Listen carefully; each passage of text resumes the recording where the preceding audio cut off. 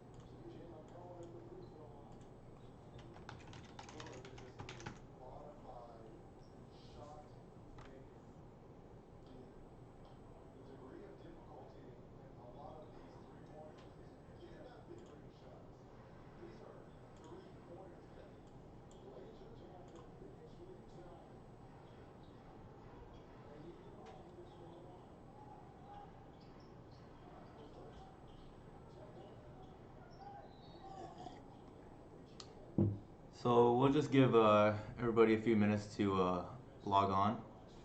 But I was curious if there are any cards people wanted me to test in the sideboard today. The big change that I'm making in this stream is, and this is kind of new, I'm running one Horizon Canopy now to test because I don't think Cavern is as needed anymore, and I think Cavern actually does more harm than good these days with Shepherd being the way to protect our hardcast Craterhoof if need be, which is what Cavern was doing before. There's a chance Canopy could be the ninth fetch, but I'm gonna try it for now because it gives me a white source to tutor for Archon. Boy, Lou. For the sideboard, I think it's a little bit dangerous, especially in leagues, not to run Leyline. There's a lot of reanimator players, or just people who want to cheese fast wins.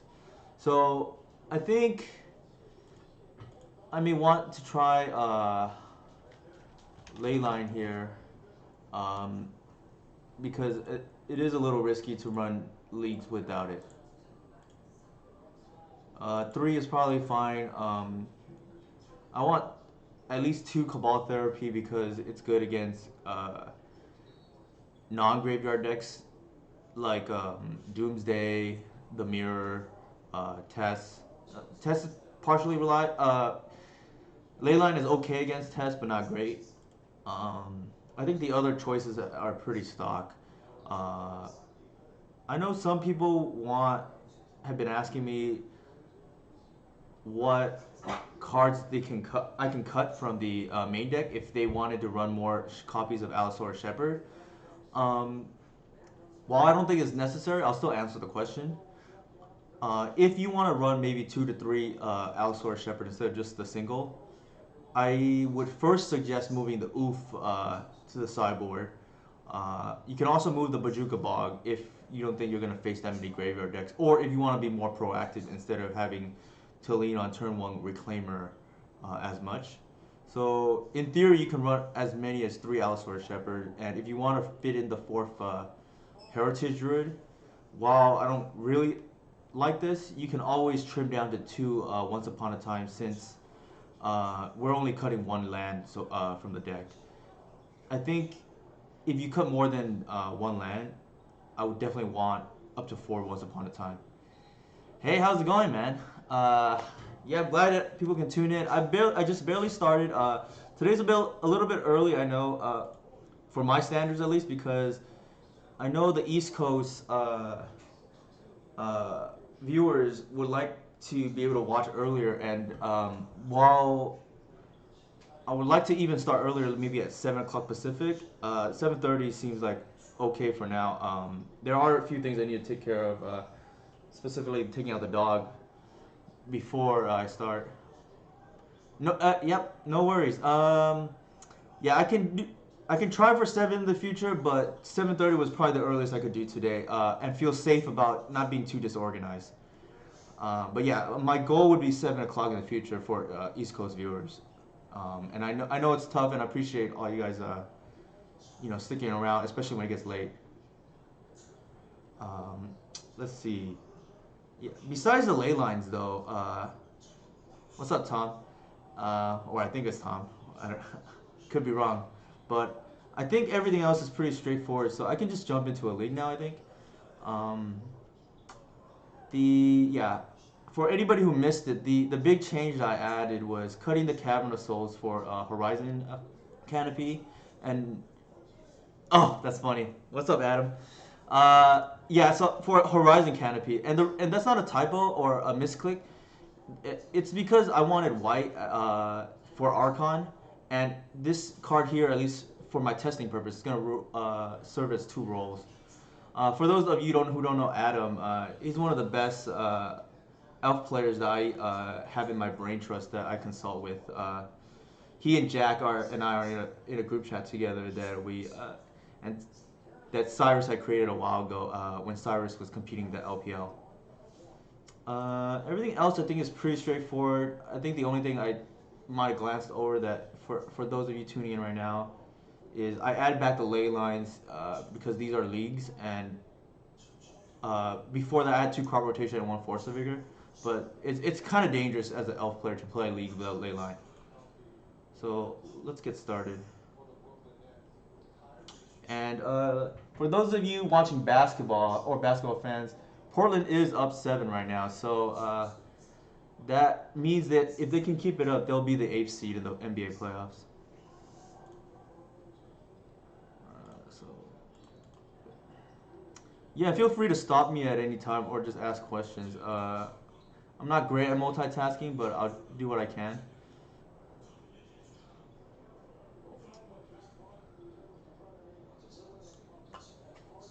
And the dog is behaving today, so that's a plus too. Oh, also, something I just remembered is I do need help for a weight screen. Since this stream is kind of thrown together kind of haphazardly by me. If you guys have any recommendations or want to send me anything, let me know, and I can use that for the weight screen if I think it's cool. The one I threw together is somewhat lame, I think, but it's good enough for now. For those of you curious, let's see. This is my current away message.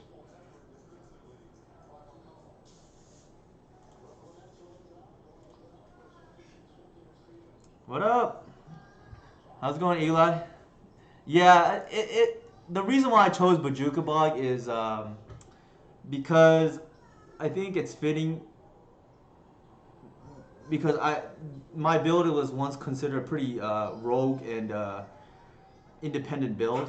Bajuka Bog being part of the Reclaimer package and my unofficial title in L is being the bum of Bajuka Bog. I think it's kind of fitting. Lou, you gonna behave today?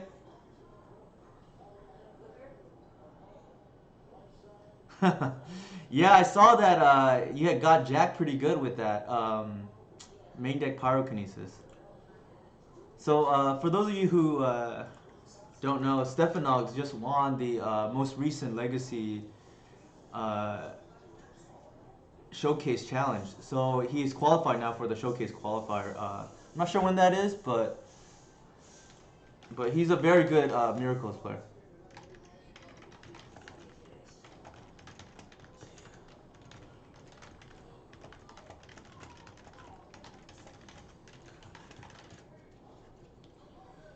Okay, so here I'm gonna assume that we don't know what our opponent is on.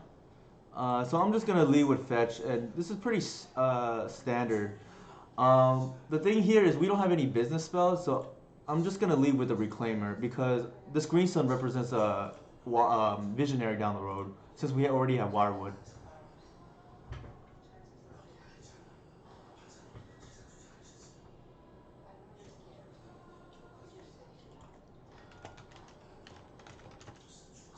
Ooh, so he's on something different today. Looks like it's Maverick potentially, although Wooded Foothills is a little strange. Um, so yeah, I don't know.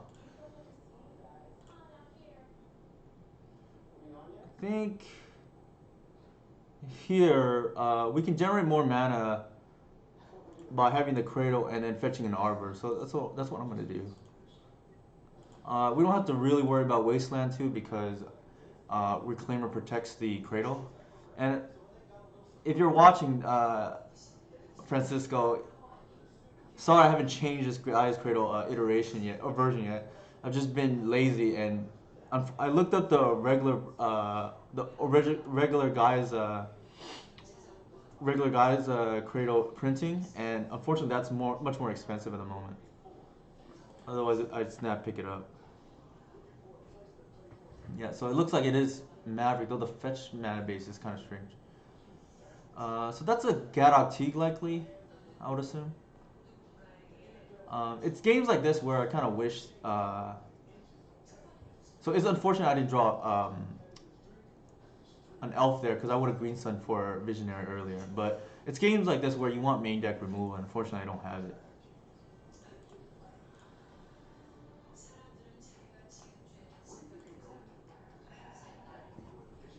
So here, I think what we can do is we can crack the canopy and then see what that draws us into.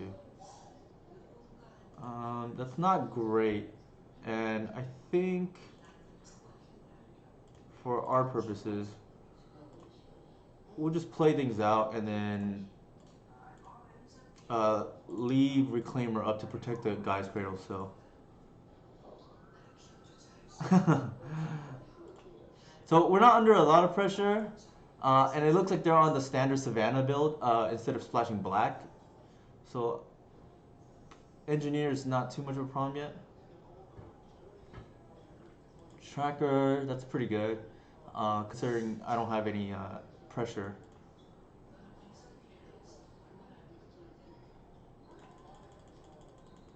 So here we would want to really draw Visionary or Glimpse with with being under a T.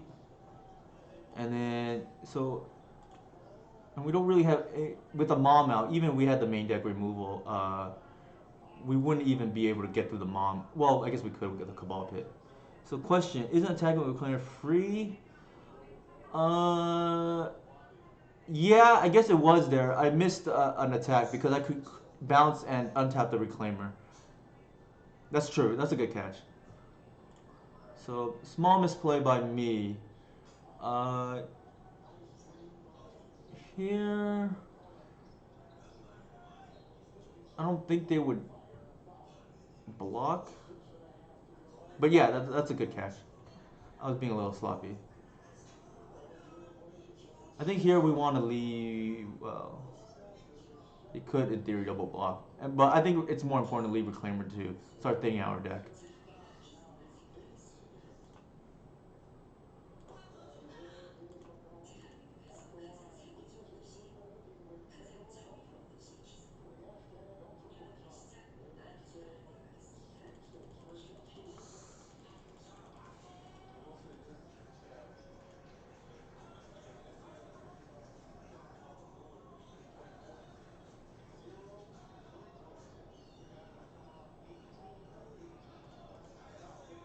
Yeah, that will happen from time to time for me. I will occasionally miss attacks, unfortunately.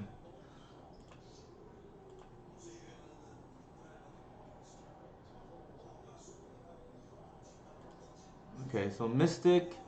So here what we want to do now is we're gonna end step bounce to Birchlord because we need a fog Umazawa's Jita.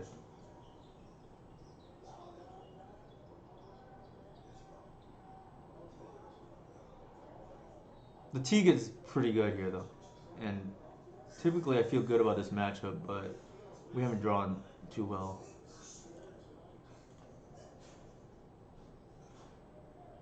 Yeah. So here what I'm gonna do is I'm gonna start thinning out the deck.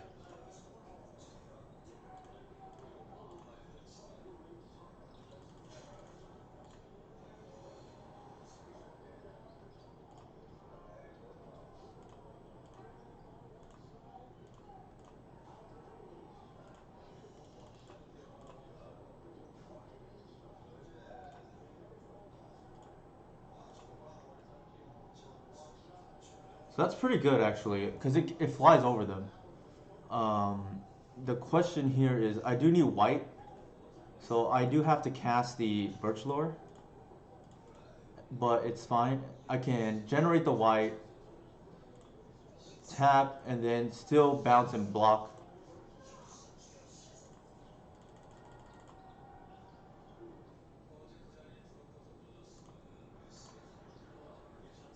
So, what's up, Tom? Glad you could join us. Yeah, I mentioned earlier I'm trying to start earlier now. For East Coast people, so today we start at 7:30, but the goal in the future is to start at 7. So I'll just block pass here. One of the reasons I do like Birch Lore in our build is because situations like this, the morph is actually really relevant, and I know probably not given enough credit by the community in general for its ability to fog GTA and things like that.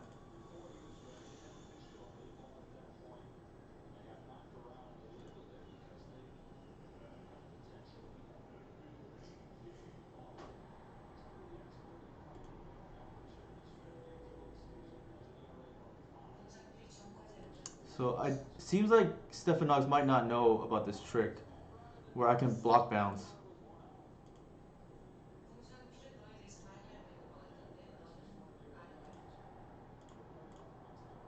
but if he didn't before now, he does.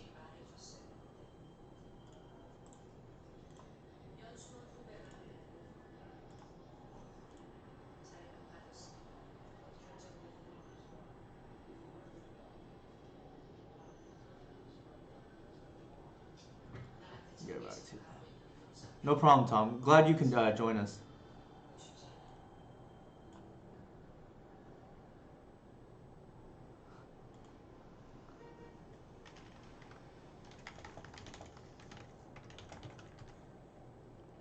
So yeah, so Stephanox is joking with me right now that he's surprised by the trick. So nothing new now for him. Uh, Here we're gonna go ahead and deck thin again.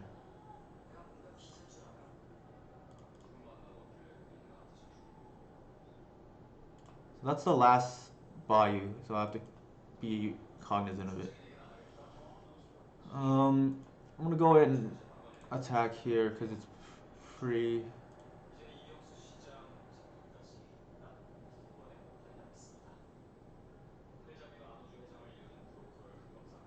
So the Mom protecting the Birds of Paradise can only stop one damage through the trample, which is relevant.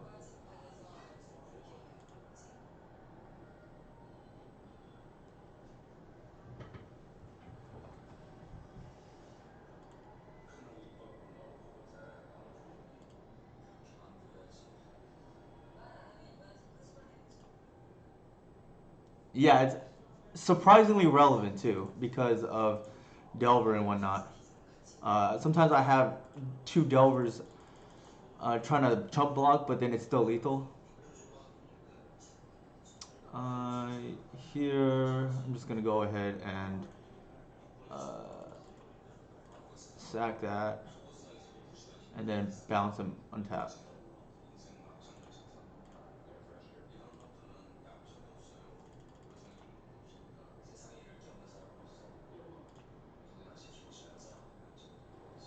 So here we just have to fades. I don't know what he has that can get through this, but these two wirewoods are MVP right now to hold down the ground. We still haven't drawn a visionary or a glimpse, which is unfortunate, but uh, it's not looking too bad.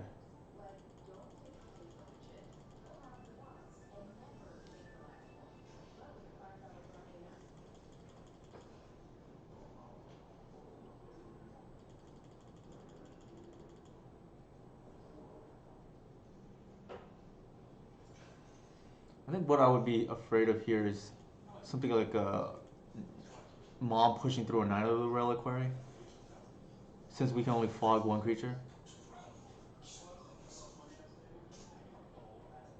But even then, there's only 4 lands in the yard.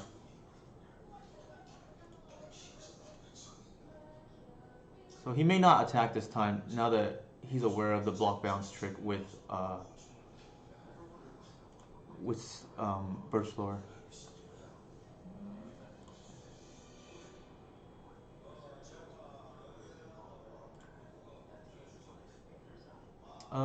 Here, yeah, it's a little bit greedy, I think, to activate a second time. So there's a glimpse that we're asking for, so that's great.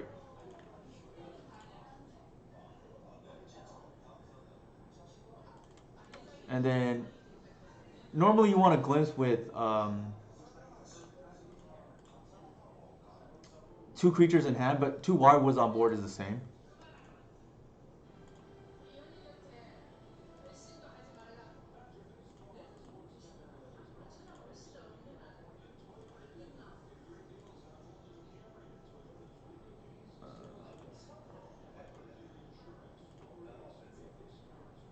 So pretty good glimpse.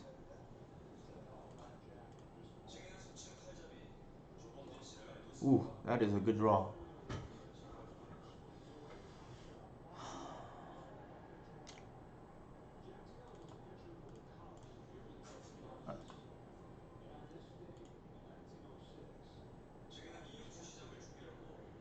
Yeah, so that game here could have easily been lost, but the Birch Lore having Morph essentially saved us because otherwise we lose to a GT with T, stopping a lot of our business spells.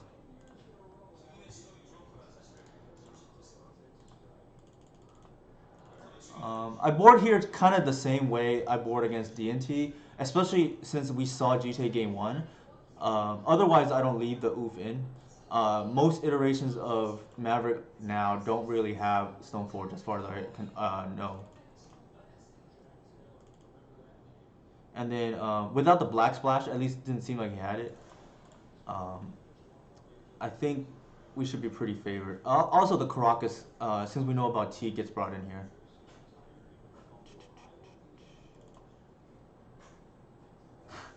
That's right. There's a Dodger game, Jack.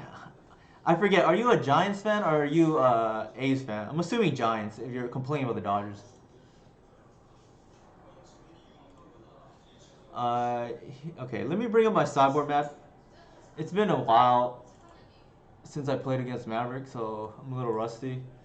Here, okay. It seems like I took out two Reclaimer. One of the things about a sideboard map is you don't have to think.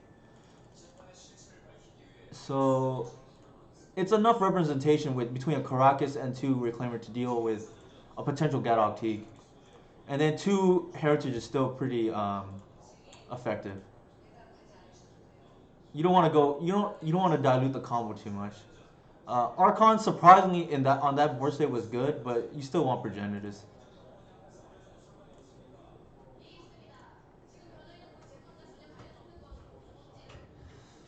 Yeah, I'm really appreciative that everybody's dropping by. I know my schedule's kind of irregular, especially since last week I didn't stream. But I'm trying to start again, and what I found out about yeah, A's were Billy Bean is the originator of Moneyball slash analytics. So I mean, it's almost in every sport now. So props to him. Judy, I know, really enjoyed the movie when we watched it together. Here, I think we keep. I wish we had a second land, but it's still good enough. I mentioned on previous streams before, I don't really like to mull.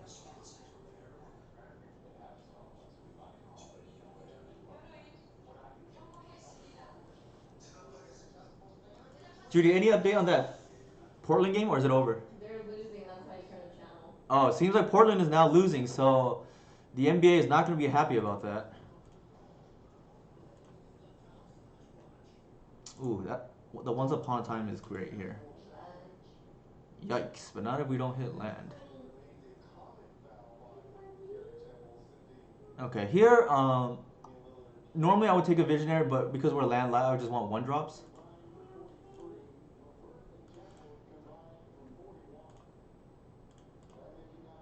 So we gotta hope to draw land. Otherwise, it's kind of a slow hand. Double Q.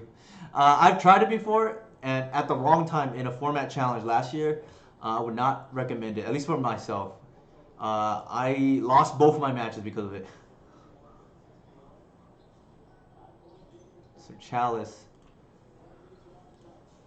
Now that is a little bit interesting, given that he knows about my Shepherd.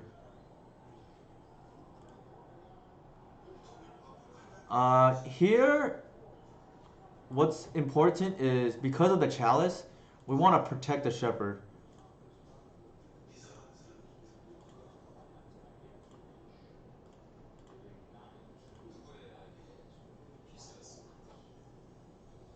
Oh, double Q that. Yeah, that's I definitely am interested because I know Lillard would make for a great first round matchup against the Lakers. Ooh. Okay, so I gotta bounce the Shepherd here. Presumably he's gonna name elves.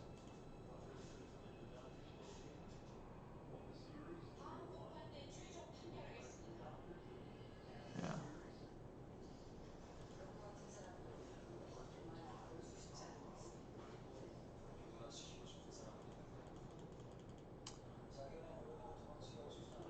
So this is kind of rough now. We didn't really plan on beating the engineer because he didn't show us black game one. But now we're gonna have to dig for some answers. Um, it also hurts that we don't have a second land draw.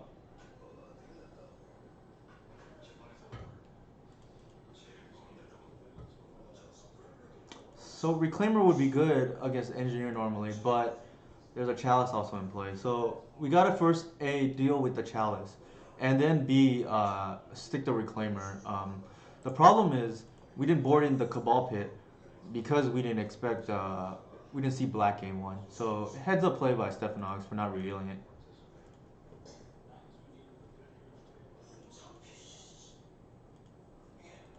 Um, I will say we weren't under a lot of pressure, but now the library is kind of problematic.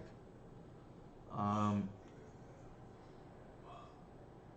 Here, we're gonna, no matter what we play, we can't get through the Chalice. So it helps us here to lead with the Visionary first. And then if we draw into a fetch, we play that instead of the Caracas. Also, because now we know about the Engineer, I want the Pit over the Caracas next game. Caracas is kind of bad otherwise, but it was boarded in mainly to deal with the Gadok Teague.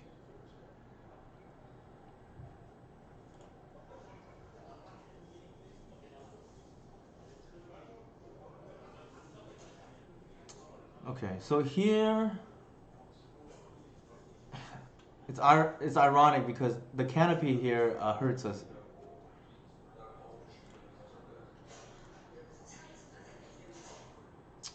When it normally would have been a peatland or a fetch.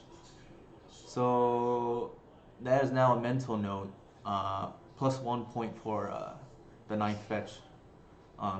Because for those of you who missed it, I talked about cutting the Cavern of Souls earlier because it's been more of a detriment than a plus lately. And I either wanted, and I talked this over with Jarvis Yu, Horizon Canopy or a ninth fetch. I also discussed this with Jack and Adam, but I think I started with at least the Canopy today, but it might just be better as the ninth fetch. So that's a questing beast, I would assume, to apply a lot of pressure.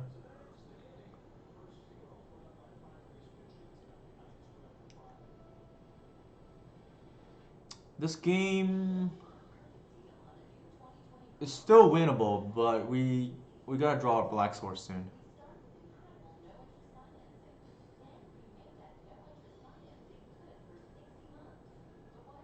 And the reason why I didn't play the Canopy 2 there is because I didn't want to get Wasteland potentially, because it digs us one deeper. And the fortunate thing I will say is we aren't under a ton of pressure. Okay, so there's our black source now. I think what I can do here is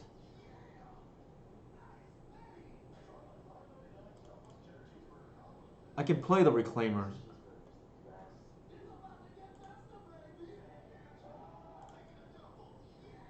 The library is problematic too. Is the problem?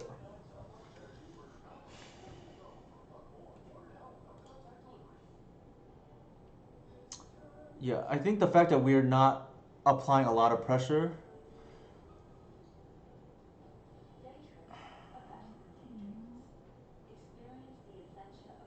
Yeah, I think the fact that we aren't applying a ton of pressure, we have to hit the library first.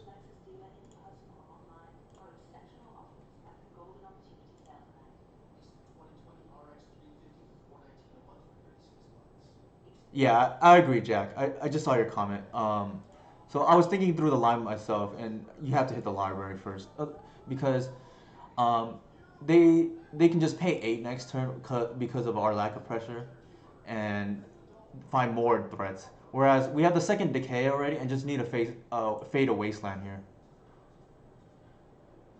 Yeah, so Reclaimer's gonna be a big boy pretty soon, and um, we can still take a few more hits from the Plague Engineer.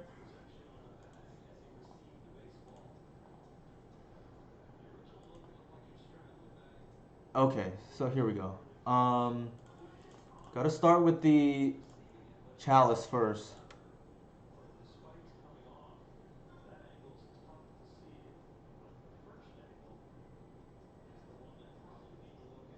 And then get the Reclaimer on board.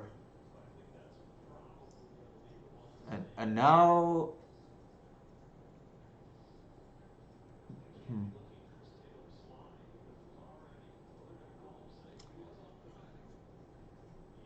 I'm trying to think what our route to victory here is through a Plague Engineer.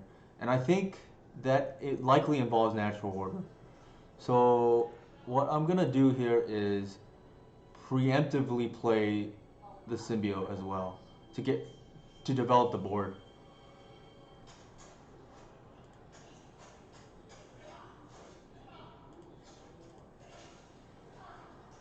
Now, Stephanog now has a choice because at some point I'm going to be able to block, uh, or at some point I'm going to be able to block unless he pro greens Plague Engineer, and that could be risky because it opens up to decay. But again, I did use 2 decays already, and see that's him playing around having to activate Mom, which is a very safe play. Uh, so here we can crack the canopy, and there's the natural order that I was talking about.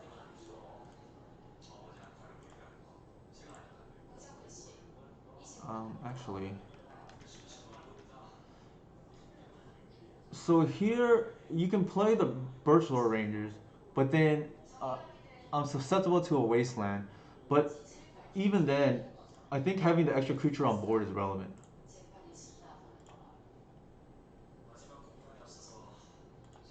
And we're not. We still have a few turns before dying.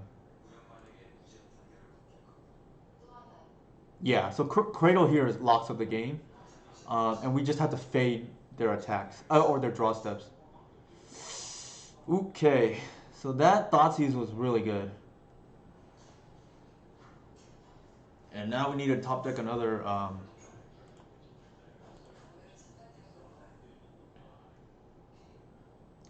We need to top deck either a Green Sun or a Natural Order here.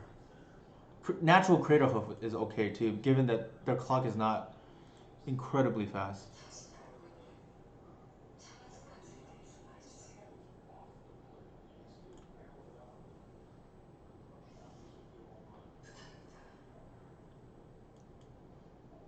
Well, we had lethal the following turn, so that's why we wanted to play the Birchlore. If not for the Thoughtseize. Here we can't, again, we can't profitably attack, so I just pass the turn.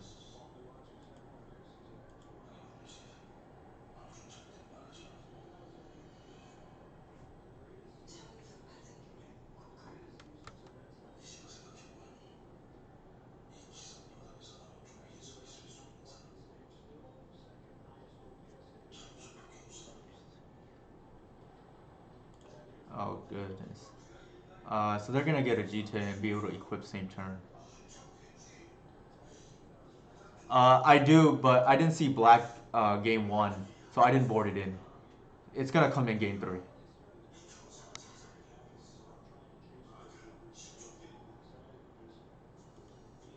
Yeah, so he was careful to conceal his black splash game one. So that's why I boarded it. I saw Gadok Teague, so I thought he was on just green white, and that's why I boarded the Crocus instead. So it's gonna be a straight swap once we sideboard. Um, he will likely kill, I believe, a Wirewood and an Arbor.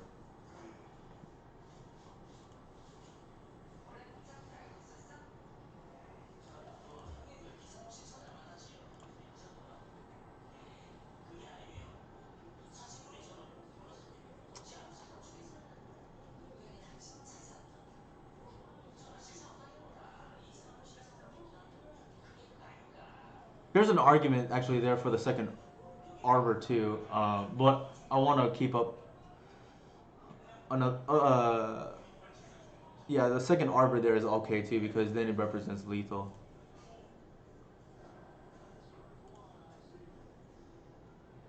There's the second Arbor. Um,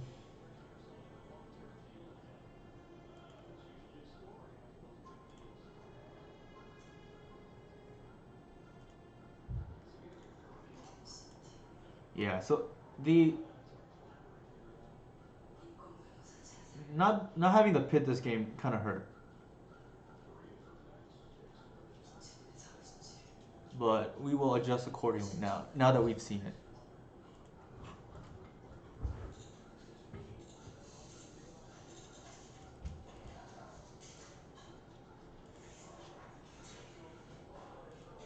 And I'm behind on time, so I should probably play a little faster. But I've tried. I've just been trying to explain through my lines. I apologize right now for it's slow.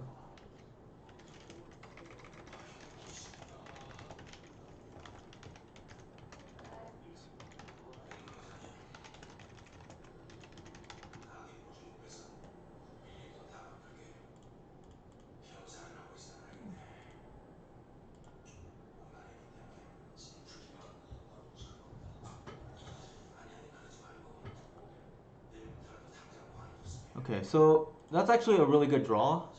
Um, we can try to draw into what we need here.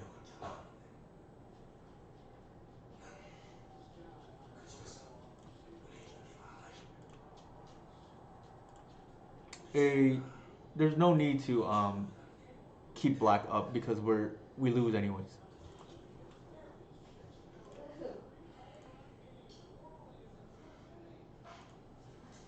So that's kind of a good draw.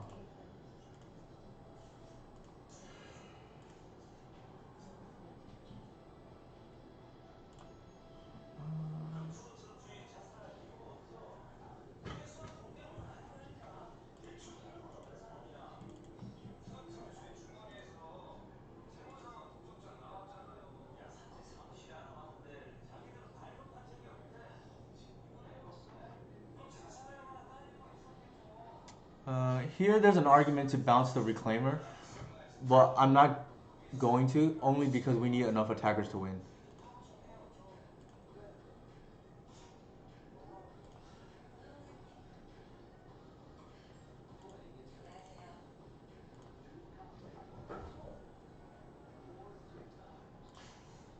Now here we have no choice to.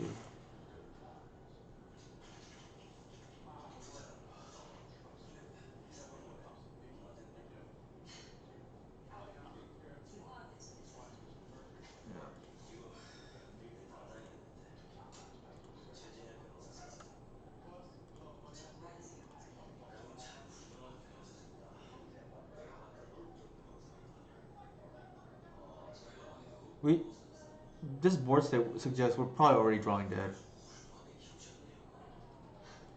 Yeah, that's game.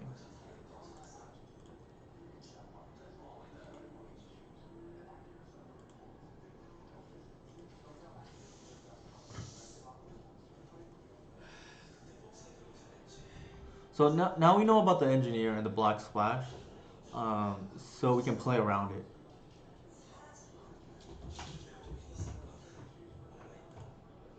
The fetch lands from game one suggest that he wasn't on it, but and the reason why we don't want both is because even though Pit isn't as good against Gadok Teak, it can get there. It's just not consistent enough in the early turns. But you can still tag a Gadok Teak if need be, and you don't really want to draw this Karakas, which is otherwise really bad.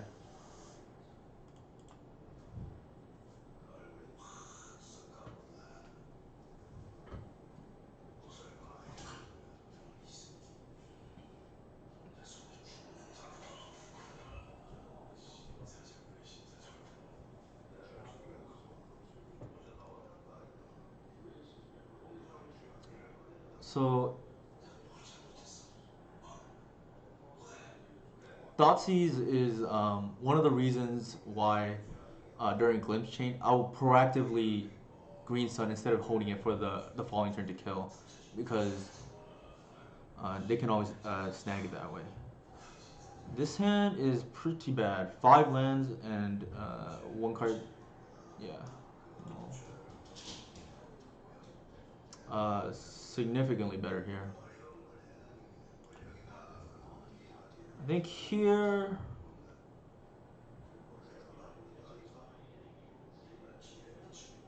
We keep the fetch. I mean, we keep the basic because we're gonna fetch basic turn one anyways.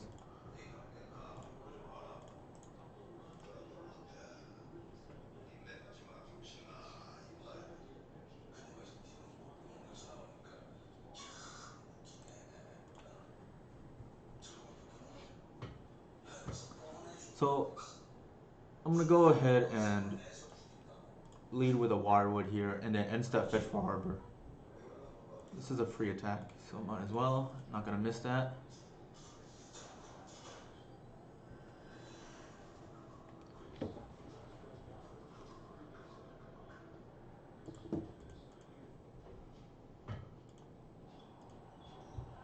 So what is the score? Oh, Portland is now up for those of you who follow the NBA. And the reason why we don't bounce the Ranger here is because a Wasteland or another Swords. This could be a natural Gadok Teak. Chalice of the Void, okay. So that's fine, actually. I don't know if Maverick usually runs Council's Judgment, but we have now a turn 3 Progenitus.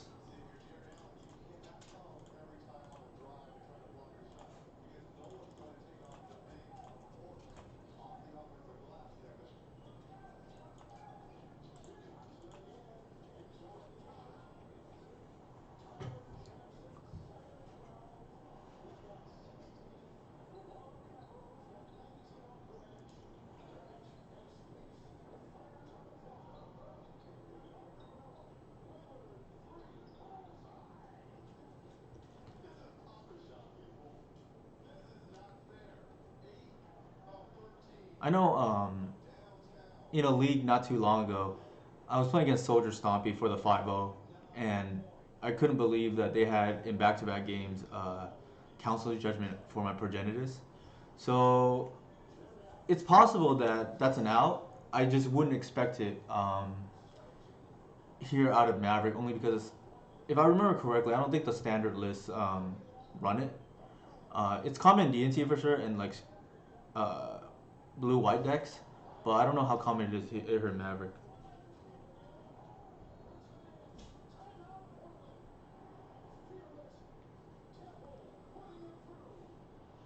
So he's in the tank right now, thinking, and it's possible that if he's thinking about it, he might be trying to think how he can race a Progenitus. If he had the Council Judgment, I think he would have snap played it already. Um, for the record, I have lost with Progenitus in play against Fairdex, and without them removing it. One way that has happened lately, especially with the influx of Goblin players with Mux's popularity, is Sling Gang plus Paschal Imans racing it. So shout out to you, Eli. You're still on right now. Uh, some of your buddies have gotten that done against me.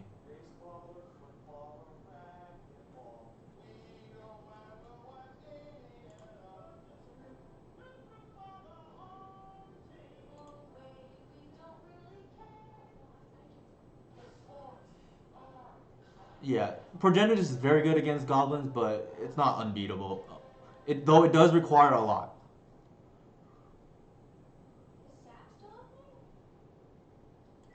So yeah, one way to race it is potentially multiple knights, but it is still very hard in my opinion.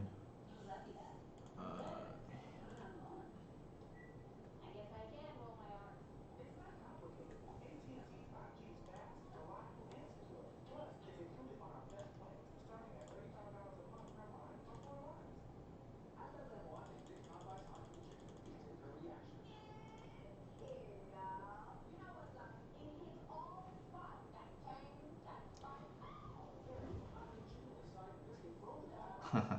yeah, Power Driver actually reminds me of a story of one of my first big legacy events. I was playing against somebody who later became one of my really good friends, but I was playing him against for the first time, and both of us actually forgot that Power Driver has protection from blue, and so well we both remember that part, but Progenitus has protection from everything, and then I tried to this is when I first picked up Ellis, untap a Progenitus, which is actually an illegal play.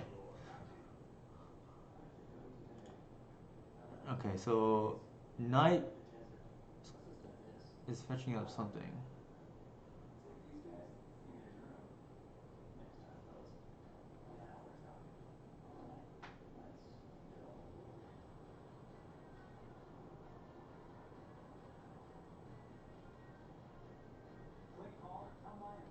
I'm trying to think what out he could have,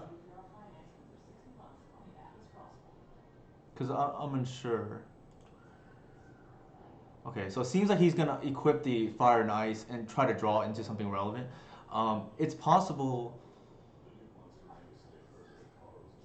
The problem is the Chalice of the Void shuts off Swords to Plowshares as well, so I'm not sure how he would gain life here.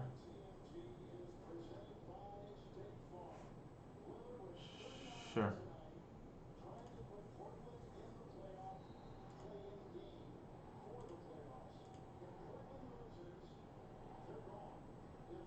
And I think he used up his land drop already, so I'm not sure how many outs there are.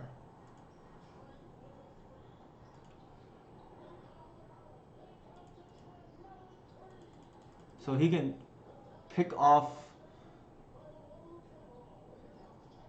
So an edict effect here wouldn't even help, and I don't think he would run edict. It's not that strong. I don't think in Maverick.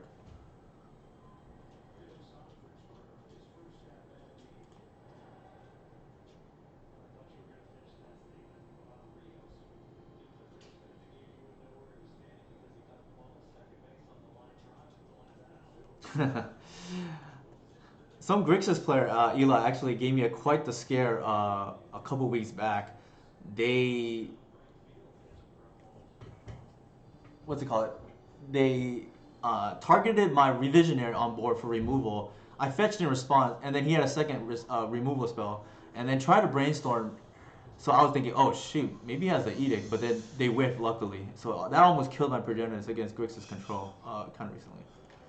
So much respect to Stefanog. That was a hard 3 games there. I kind of got lucky because he tapped out, so I knew the coast was clear for turn 3 Progenitors.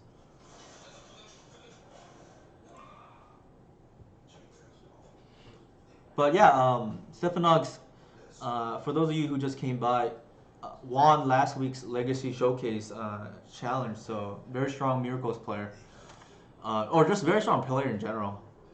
The way he navigated through game 1 without revealing black. Um, game 2, he played very well, and then game 3, I just had a strong hand and got to go first. So that's part of the game sometimes. Yeah, I'm happy for him, and I don't know when the showcase qualifier is this second season. I'm not gonna lie, I was a little bummed about not qualifying for it this time around. I was one win short last weekend, going 6-2, 7-1 obviously being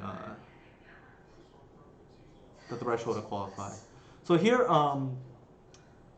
this hand would look a lot better if we didn't have hoof, but I'm still gonna keep it because I would keep a 6 without it anyways.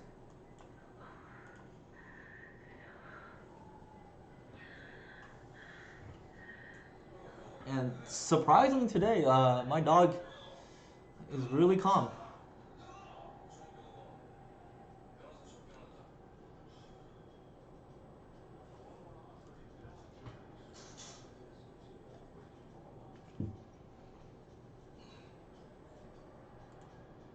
Flutter Strand, that could be about anything.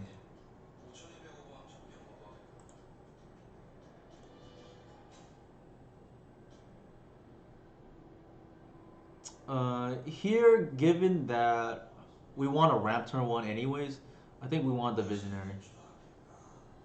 Since we don't know what they're on blind.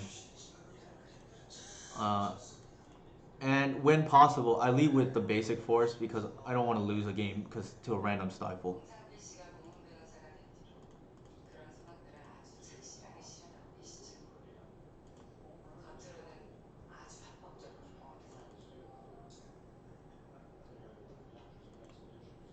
So they might be on Rug Delver. Yeah.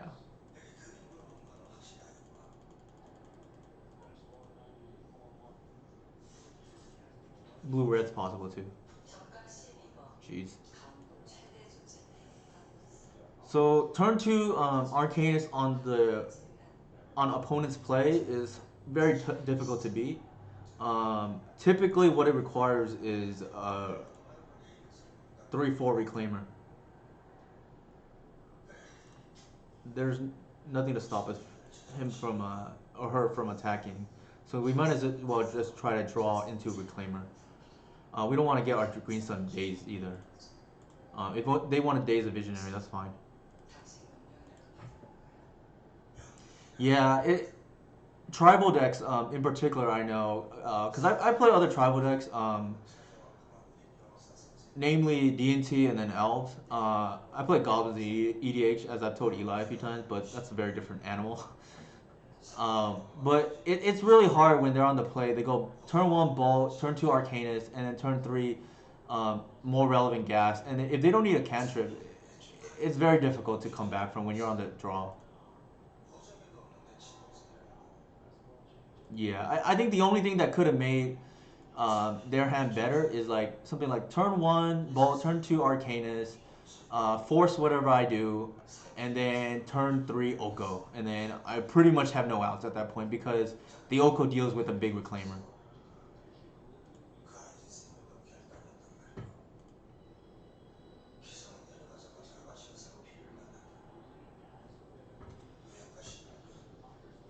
Nut hand aside though, I feel really good about the Delver matchup, but sometimes this does happen.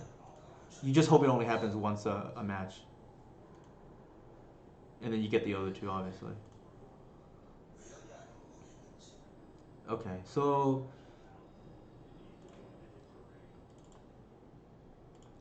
here I'm gonna. So they didn't use the. Huh. That's interesting. They didn't bolt, which is interesting. Maybe they have another bolt and they're trying to play around the reclaimer.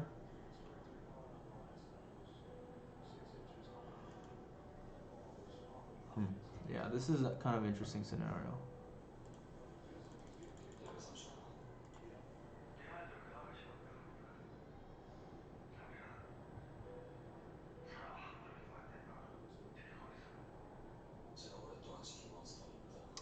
Okay, so that's the respect for the reclaimer there, or the shepherd. It could be either one, right? Although the shepherd they can just bolt, so likely the reclaimer.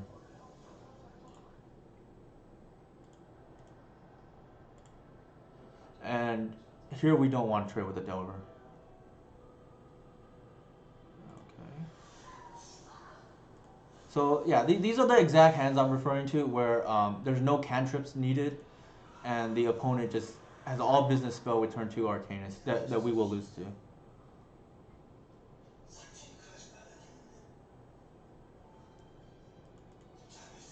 Oh, there's a second bolt.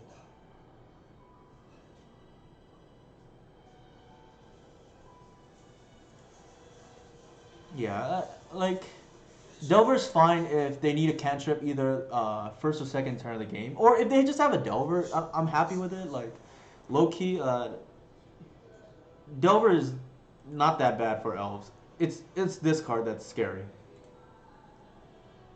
You can take something I've learned over the years is you can be really patient with Delver in terms of not having to deal with it right away. There's no need to instantly decay Delver on turn two. Unlike Arcanus, you can actually take 4 or 5 shots from it and still be fine. Because then they're training 1 mana for your 2. Um, okay, so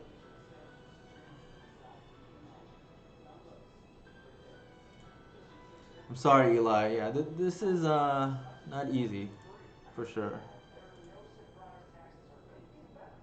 So they likely bolt the Arbor, I would assume, but you never know.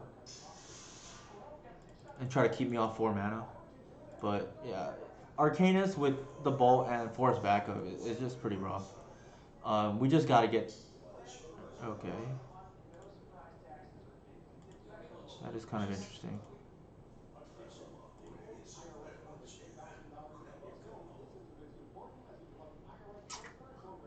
So one thing I want to extract out of this is if they have green. Um, it doesn't really affect how I board, but without green, it means that Archon is straight up lights out most of the time.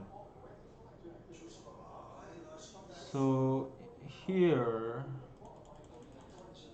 it's interesting that they bolted face because I personally wouldn't have done it that if I was playing from the Delver side.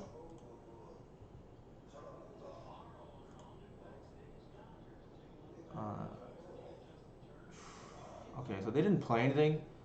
That could be force negation plus pitch. I'm not sure.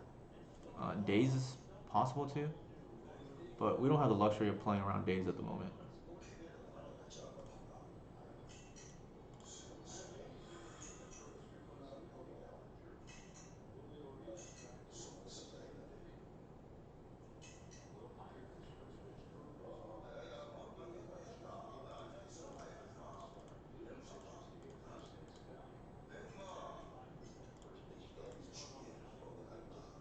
If they have the Daze, they have it. Okay, so they have a third force essentially, which is brutal.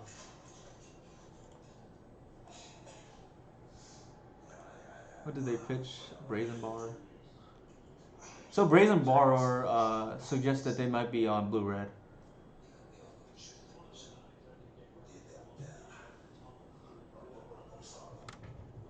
Yeah, these are one of those games where there's not much we can really do. You just hope that they only have one of those kind of games. Here I'm boarding out part of most of the natural order package. For those who haven't heard me explain before, I like to leave one because the odds of you having a natural order and the Archon is very low. And secondly, just having this extra Hail Mary for Archon, I like in general. Because you're unlikely to draw both. It does happen, but it's rare. And in my opinion, the reason why in this matchup against Delver, I like to board out natural order, and this is the only matchup I do that, is because I don't think it's necessary. Not so much that it's bad, because outside of the games like that where they just have everything, the only way you lose really is if you get stuck on mana and can't cast your spells. And having a lot of 4 drops or an 8 drop in hand is one way to lose the game.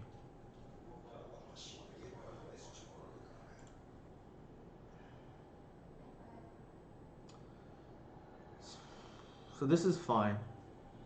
For the same reason the other hand was fine before. I keep it otherwise if it's 6.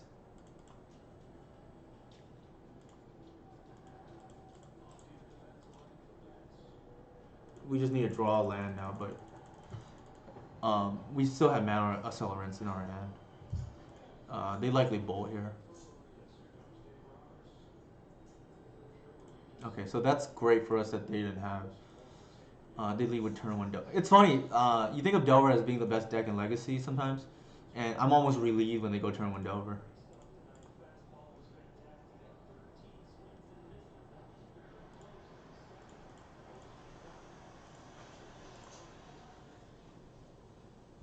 Uh, One trick that I like to do, and I don't really advertise this much against Delver, is I don't really play around sweepers unless I'm way ahead. The reason being is you can't afford to play scared, in my opinion, because you'll fall behind on tempo. Yeah, I don't necessarily agree with some of my opponent's plays here. I think Brainstorm on up on Delver upkeep is kind of bad.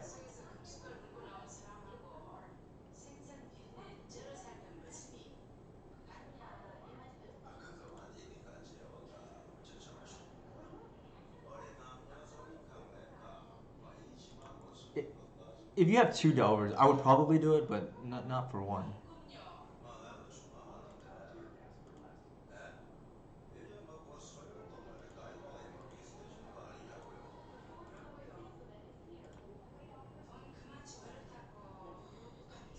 Okay.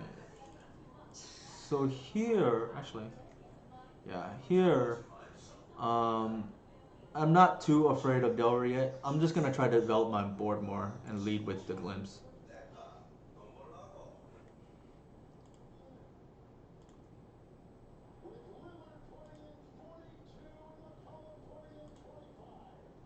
You can look at the score. Wow. So, sports update: Portland won by one, so they'll be the eighth seed for the playing game. For those of you who follow sports, we whiffed on there too, but that's fine. We're just trying to hit land drops here. Uh, this decay is almost earmarked for Arcanist.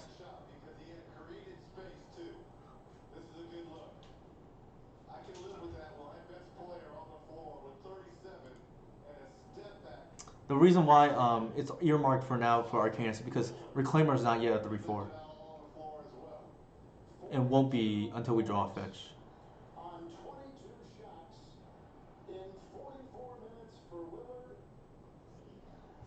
Unbelievable game, by the way.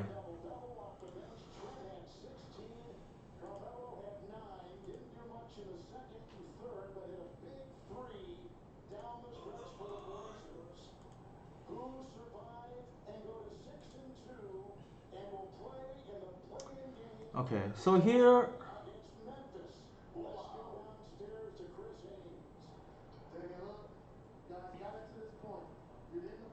it's a little bit dangerous to go for the glimpse.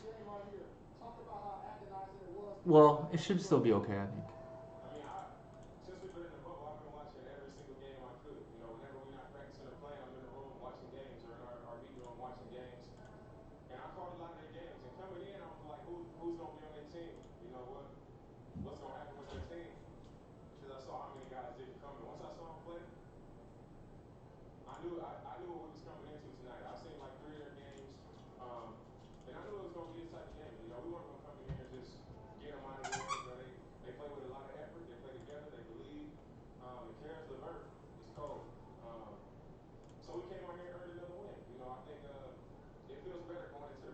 Uh, Here we're just gonna use a basic because we have black off Birchlore.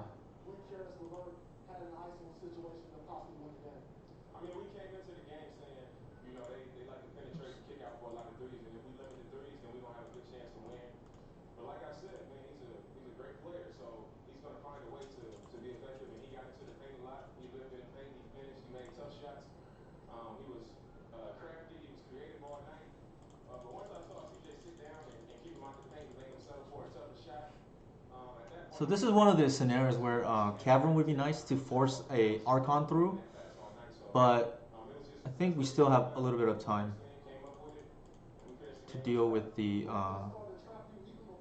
Delver. It's nice that we can tutor for the Cabal Pit too. Okay, so that's kind of annoying.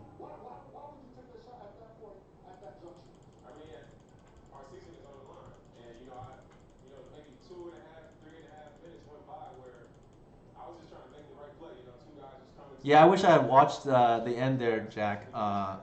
Apparently, Judy. Apparently, Melo almost blew it. What? Uh, Carmelo apparently almost blew it. Almost what? Blew it for them. Oh. They got lucky. LeVert didn't make that three at the end. Yeah. So apparently, Levert missed it for Brooklyn. Um, Here, I think we kind of have no choice now to go for the Archon. Here, this is 6 mana, 7, 8, 9. So if we do this, we can try to Once Upon a Time first for the Shepherd, but we'll see.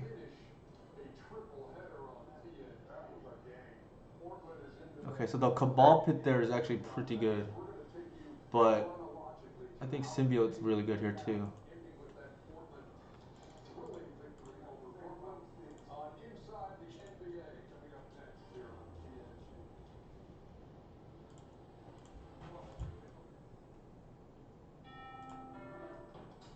Wait, so does that mean Suns are out? Yes, so Suns are out. That sucks.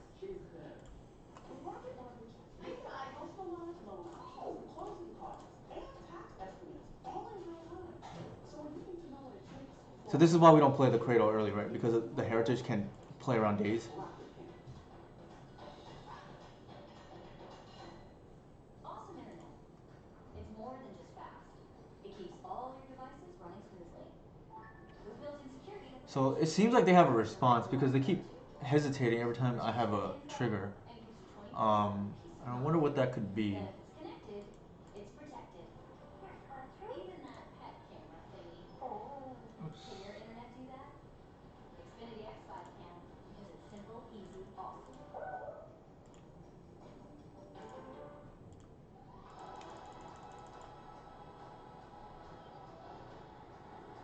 Okay, so that's really good. And then here we can. Oof.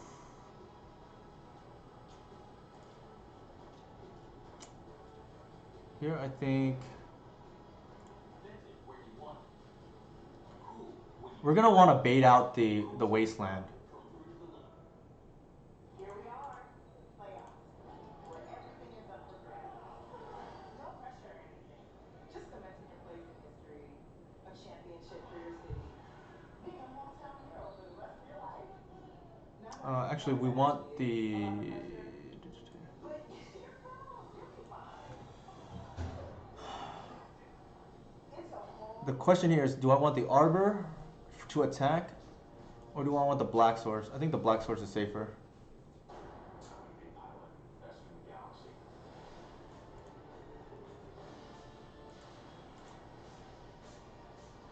And here we're not gonna attack because we want the Cabal Pit. Let's see, one. Yeah, we want to be able to get the Cabal Pit end of turn. every dollar counts. And with the Target Collector's card, you get savings on top of savings. And hope that the Wasteland hits the Cradle. Purchases every day. That's 5% off to send it down. Keep it trim. And get the upgrade. Last year, 9 million Lowe's shoppers saved big with a Lowe's Advantage card. Open an account today to grow your own savings. 5% at a time, every time. What does a leading woman or a leading man get to do in sidekick stuff when fights? Murder bad guys. Pyromancer is actually very good here because it stalls our attack. I got him. Ain't no I in team. Um, Here, yeah, we're gonna get the Cabal Pit to deal with the Delver. The Pyromancer, I think we can live through.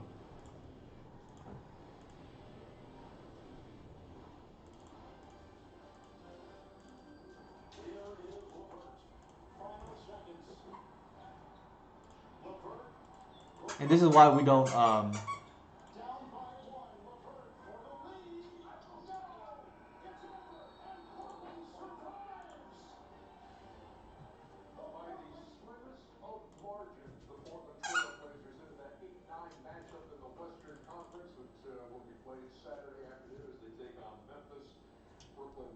So here we're just trying to go wide, and we can draw into Shepard to be great.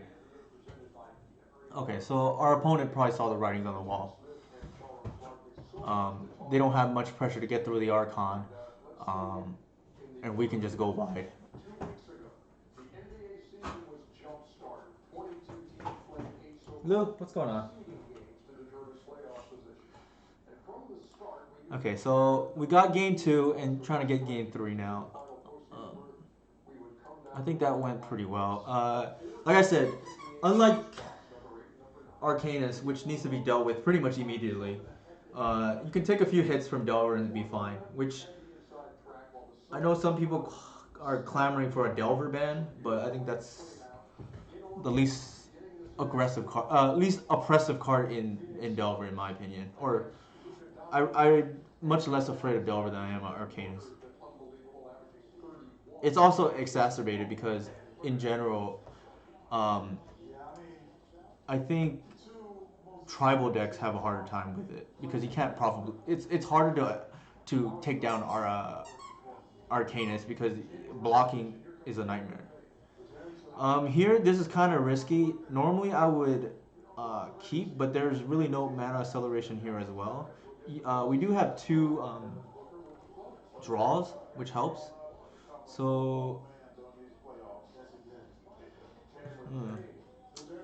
this is very tempting to keep. Phoenix on top, 76-57 at the half. Doncic wouldn't play in the second half of the match. Ricky Rubio to Devin Booker. I think Once Upon a Time will likely hit, and I think Reclaimer makes it strong. So we'll try it. We have 2 draws as well. And this time it's Bridges who has. Come on, man. Come on, feel free to stop somebody. Okay, so they cantrip, so likely they are searching for a threat or have Arcanus turn 2. And based on the no shuffle, I wouldn't, because that's almost like a tell that your hand is weak. To Once Upon a Time on their turn. And so with that win, Phoenix keeping their hopes alive to get in the play-in game. And let's hear what they were saying. So the Cabal Pit not great here, but not the worst too, because you can play Visionary.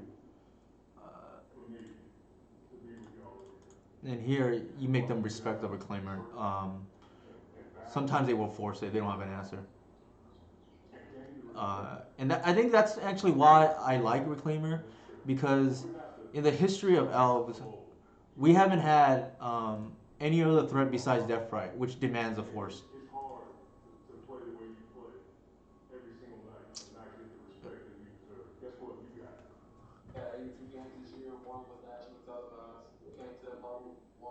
Okay, so here.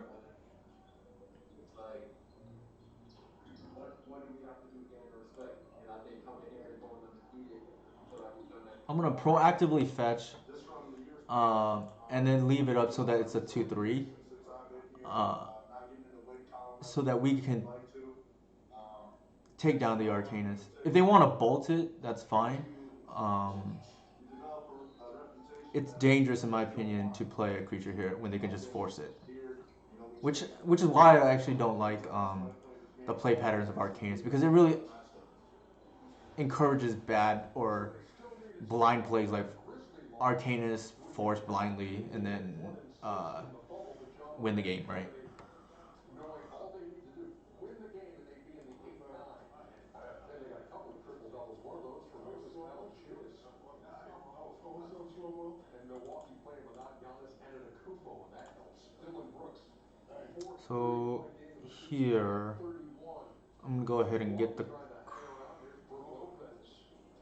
Cradle, I think. Milwaukee was just going through the motions. Here comes Ja Morant. Hats off to Memphis and Coach Jenkins. 15 points, 13 rebounds, 10 assists. Second triple-double of the season for the rookie. So there's probably gonna be a flashback of chain lightning here, but that's fine. Yeah, a perfect example of it. And Ja Morant. We still have a second Reclaimer. 60-50 at the half. More Dylan Brooks. Or a good free throw. Yeah, so here, it's still a 1-for-1. but this is the exact play pattern I dislike. That's caused by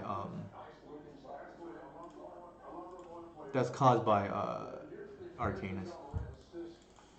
Here we're just gonna flood the board now, and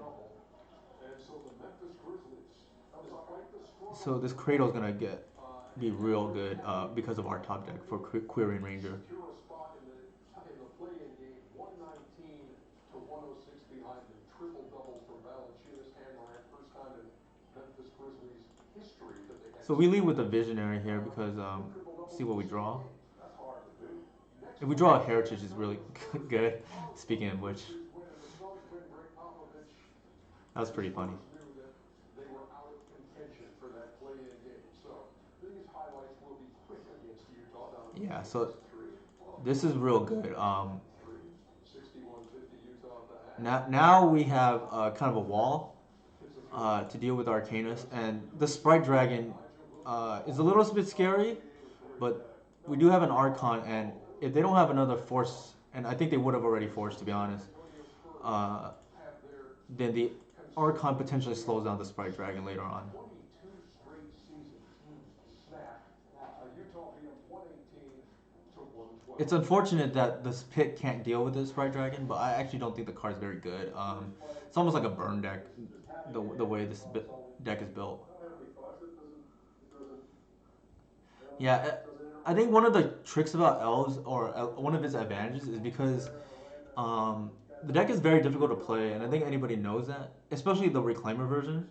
But because it's difficult, a lot of times opponents won't know the correct creature to kill or counter, and they don't realize how much danger they actually in until it's too late. Not all the time, but sometimes. Great players. I'm thrilled with the way they played here. They had no shot to get into this thing. And So bottom is good. Tells me they're digging in for an answer because this is already a very threatening board state. We don't have an answer, unfortunately. Yeah, we unfortunately don't have an answer here for the Sprite Dragon. you trying to flatter me? Here's the deal.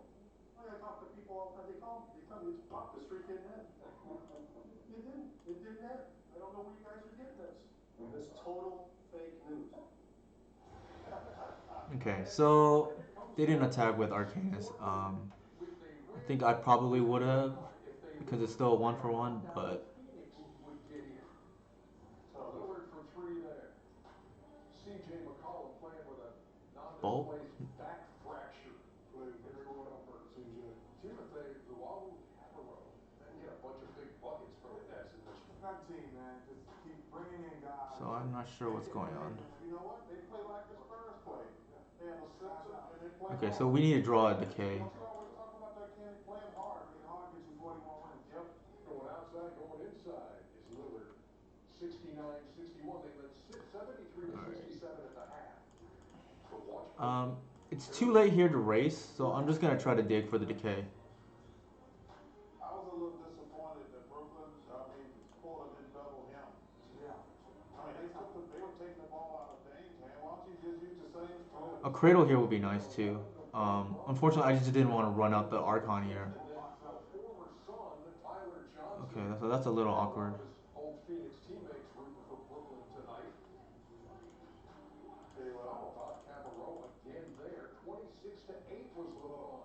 Cash out. It was 104-97 Brooklyn going to the fourth. And look at this from Lillard from half court. I don't care if it's Michael Jordan, I don't care if it's he can guard him. And then he'll step back. So Cradle or Decay here are good draws. It's almost like they have Submerge. 17-116. Nets aren't done. Here comes Lightning Bolt on the Heritage Druid. Okay, so I don't know why they did that because it was lethal next turn. But that's fine. 19 at that point. Melo did not know if the big shot. He was step up on the corner. Missed one, but he made a big one. Nurkic, yes. And they're up by one. That's all you gotta do, Ernie. The others just gotta step up. Gary Trent for three. Watch Joe Harris right here. We are tied again. It's gonna be a problem for Portland if they don't rebound. So it's possible we need to play the Cabal Pit here defensively, which is a little awkward because the Archon is already in our hands, so the natural order here doesn't help.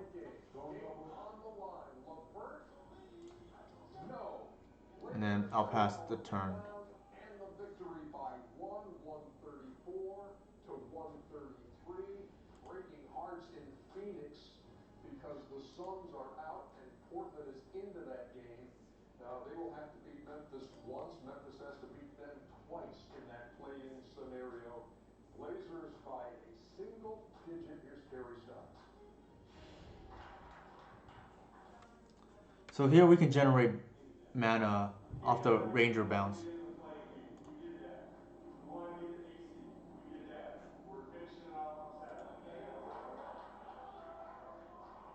So they're gonna target the ball here.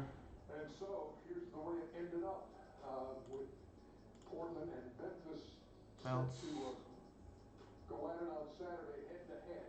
And again, Portland needs one win against Memphis. Memphis has to beat the Blazers twice, and then the Western Conference playoff field will be set. Phoenix is out. San Antonio is out.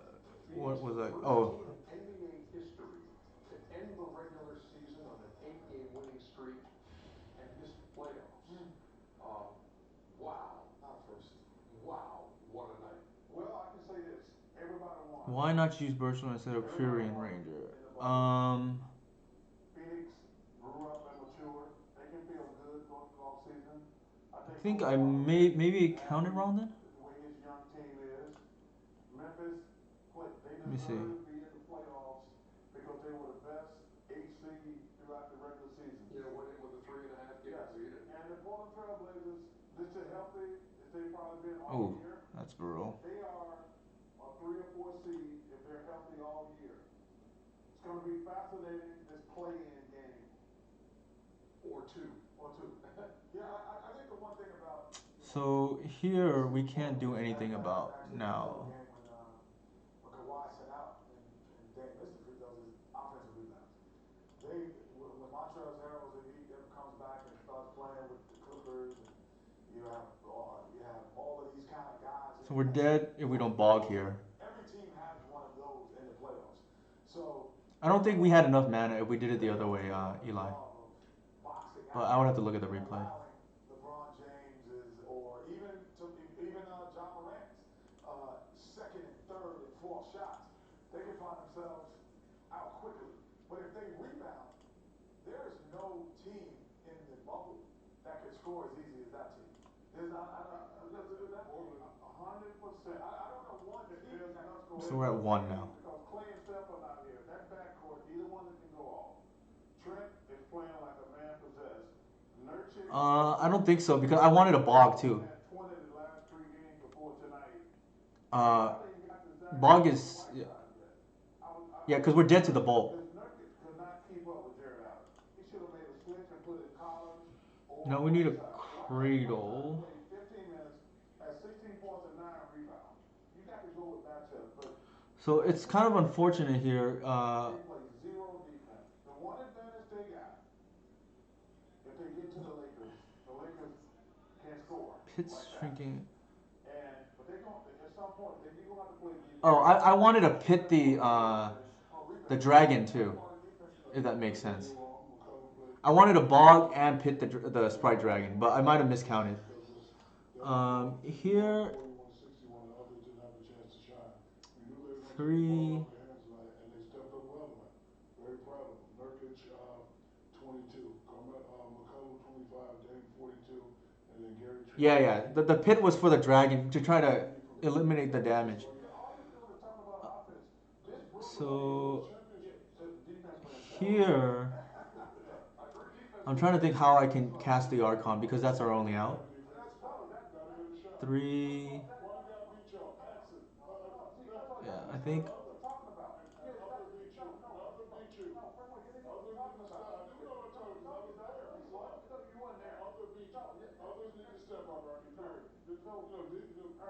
Defense is cool, but offense. What people don't know about that game, we lost that game defensively. They scored 5 games and he hit a shot. an attack game, fool. Pay attention.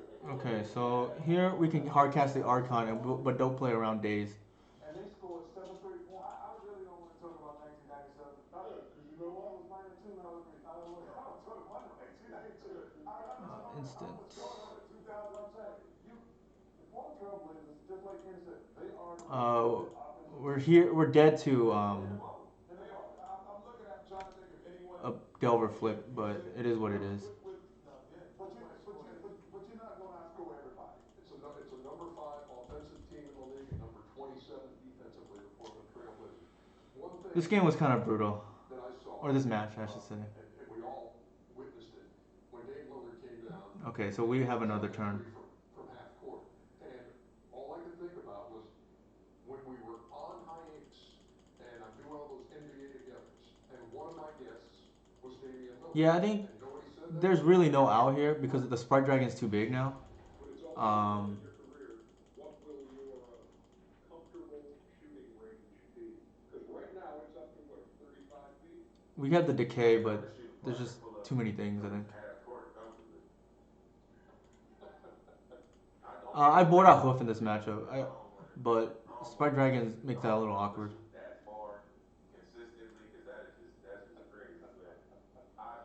Okay, so potentially we can go nuts here. He was like, well, I used to get mad when you shot those deep threes, and now you just make them. We have to hit a lot of. Where you take it. Oop. I was like, I'm gonna do it. Oh, yeah, that's a good point. I totally forgot about the Narch set. So I think that's just game here. I don't think there's an out. I've seen a guy shoot it. I mean, Steph shoots it from there. But Yeah, so I was also trying to listen to the NBA analysis there, but nothing we could do here. we talk about Steph being Steph in this, but the energy that he takes to actually do that shot or shoot from that range in that. So 1-1, That's the most impressive part. I think we just essentially had to accept that we lost to two nut hands out of Delver here, games 1 and 3.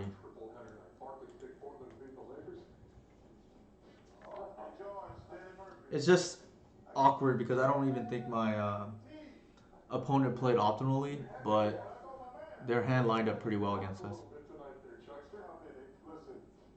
I was. I like that. That's pretty funny, right? I'm going to see more to come as that side of the NBA continues. You got a few more Thursday highlights on the way. So, for those who missed the deck earlier, here's what I'm running tonight. There's a Horizon Canopy to hardcast the Archon. I'm not sure how necessary that is, to be honest. I might just change it to the 9th fetch and be safe. And then in the sideboard, it's pretty standard, so. I'm running Leyline again because people like to play Reanimator for leagues. Reanimator is one of those decks that I joke, it may not win or even top 8 at a big event, but it'll ruin somebody's day. Life can throw you a curve, send you down an unexpected path. So that's a snap keep. But navigating the rocky moments is part of the adventure. Here you just want to lead with, we have extra fetches, but we just want to lead with another basic here in case they're on Blood Moon or something like that. And then the Reclaimer here essentially means if they're on Delver, if they don't have a bolt, then they have to force. And the reason why I lead with Reclaimer there is because I have no payoff spells, so, excuse me.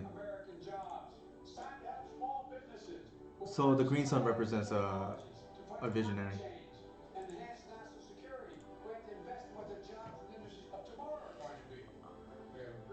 So, Eli mentioned the Narset earlier. That is something that I need to improve on as a player. It's been a year since War of the Spark came out, but even now I'm still not used to playing against passive abilities, or I'll forget from time to time, admittedly. And that's one part of my game that I think needs to improve. Here, with only one creature in play. Yeah. I think besides passives, I think Questing Beast is the other card that I just will never remember what's on it.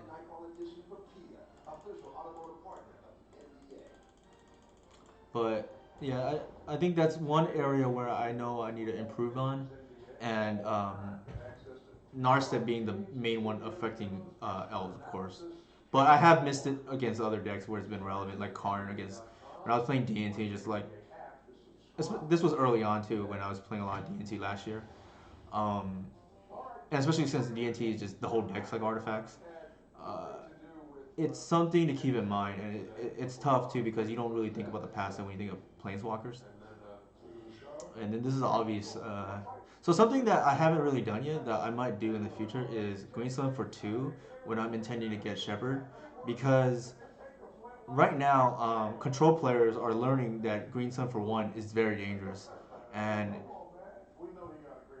you can occasionally fake them out by changing the value of Green Sun because it's X or lower, and that's something that maybe a trick I'll utilize down the road.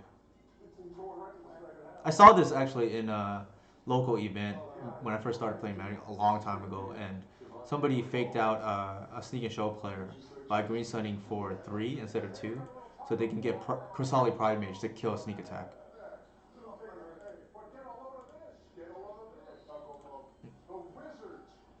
Okay, so this is really good. Might be a force here. I would. Pelicans and the Magic tonight. While the Portland game was on, Nikola Vucevic. I like Vucevic. Yeah, Vucevic is a good player. Yeah. Shout out to Jonathan Isaac too, man. I'm sorry he got hurt. Nikhil Alexander Walker. Yes, indeed. So here, we actually have enough for the natural order. If they don't have enough,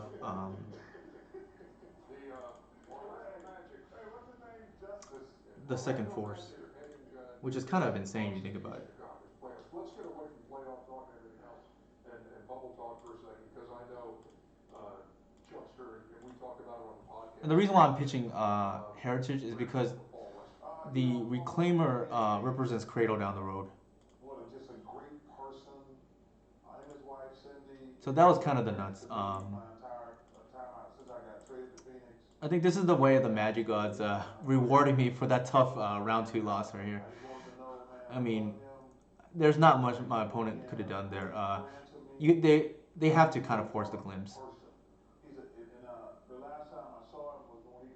And then yeah, so I had to kill through force, which is kind of nuts. But I just want to acknowledge we did it on the podcast. Man, I love you. We're thinking about you. We're praying for you. But you're a man of great faith. You've always you talk about. So that's 18 trample damage. It means a lot to you, but I just wanted to acknowledge. Pretty nuts there, we'll say. Here, they're on a control deck, so I'm gonna board in my standard anti-control cards, which are like Thoughtseize. What did I see against them? They went. Let's see. Turn 1 played swords. Turn 2 swords. Turn 3. So presumably on Stoneblade. Yeah, that was pretty insane. Plow, force, still die on turn 3. So Bog is pretty useless against Stoneblade. I'm gonna expect Containment Priest or some kind of Hate Bear. I think most people are realizing now that Progenitus is a problem. So they board in these Hate Bears to deal with it. Or just Plague Engineer, which is good against Elves. Reclaimer is not particularly good, but you still want 2 copies to find the Cabal Pit just in case. And you don't, against a non-Wasteland deck, I typically board out 1 Cradle because you don't really want to draw multiple. You can live with it, but it's not ideal. The Oof I can preemptively board in, or leave in potentially. Actually, I think I do that. And then I'll keep 2 Heritage, because I'm assuming they're on Stoneblade. The rest is pretty straightforward. I don't like to board and decay against control decks. Um, the reason being is decay. I've had it backfire me so many times where like, especially against black decks where they just remove all my stuff and then hit me out of my hand. Say you've been to Anaheim because everyone here is always so welcoming. My family has been coming here for years. The sales consultant is always very friendly. Just saw your comment, Romero. Yeah, I thought TNN was extinct too because, especially now that Tribal is pretty popular because of elves, goblins, and ninjas. TNM just gets hit by the splash damage, and it's kind of interesting. And they helped me explore all of my options.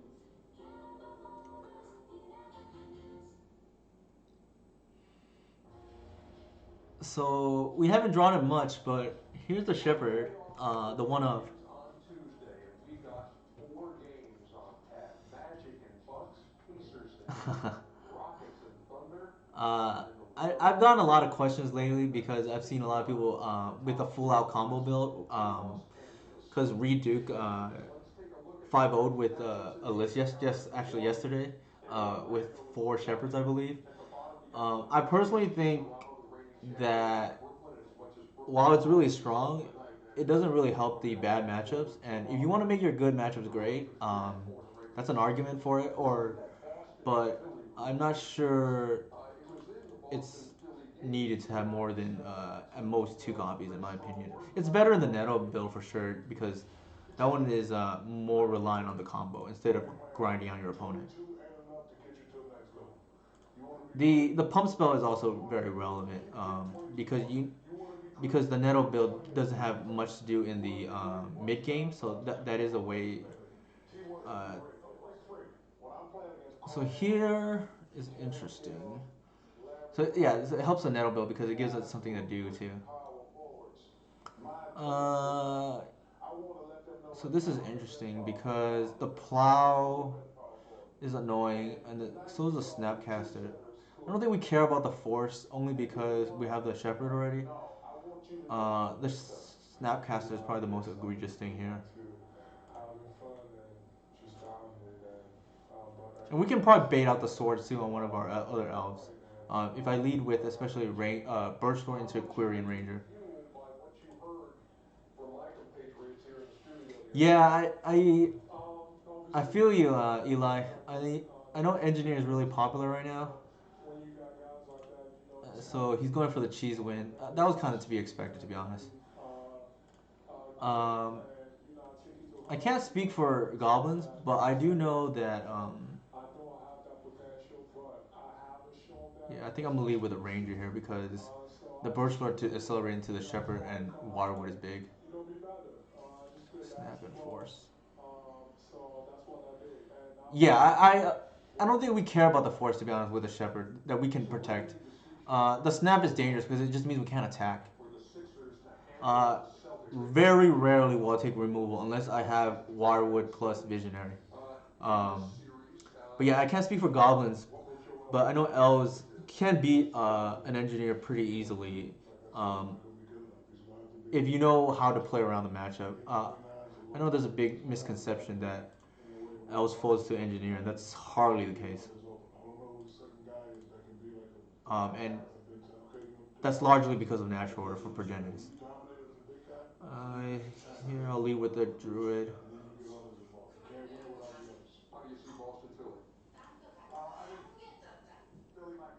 So this is kind of nice because I can actually conceal now the shepherd. If I play it out, they're gonna know to dig for an answer. Whereas this might prompt them to play and tap out.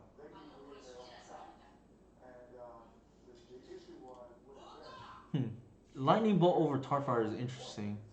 I guess it makes sense for Arcanist, but I'm not. Is Ninjas a bad matchup, Eli? I would think it's good.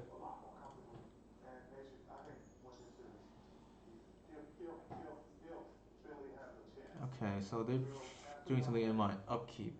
And the reason why I think it's good, Eli, ironically, yikes, that is obnoxious.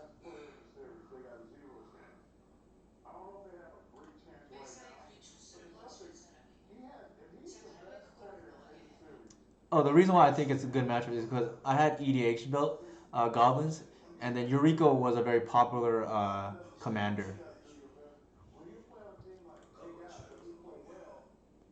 So that's kind of like goblins versus ninjas. Oops, can't. Yeah, that's true. A lot of plague engineers, as is always the case. Let's see. I have 3, 7, 8 mana available. Um, I'm just gonna get Wirewood and Visionary going here.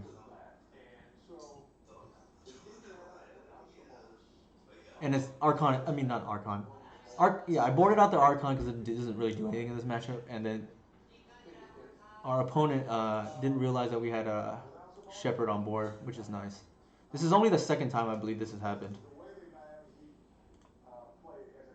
But that's a huge blow, and so is this actually. Um, I think that's just game. Uh, Romario, great question, and you're not too far off. Actually, hold on. Let me see if I untap. I do.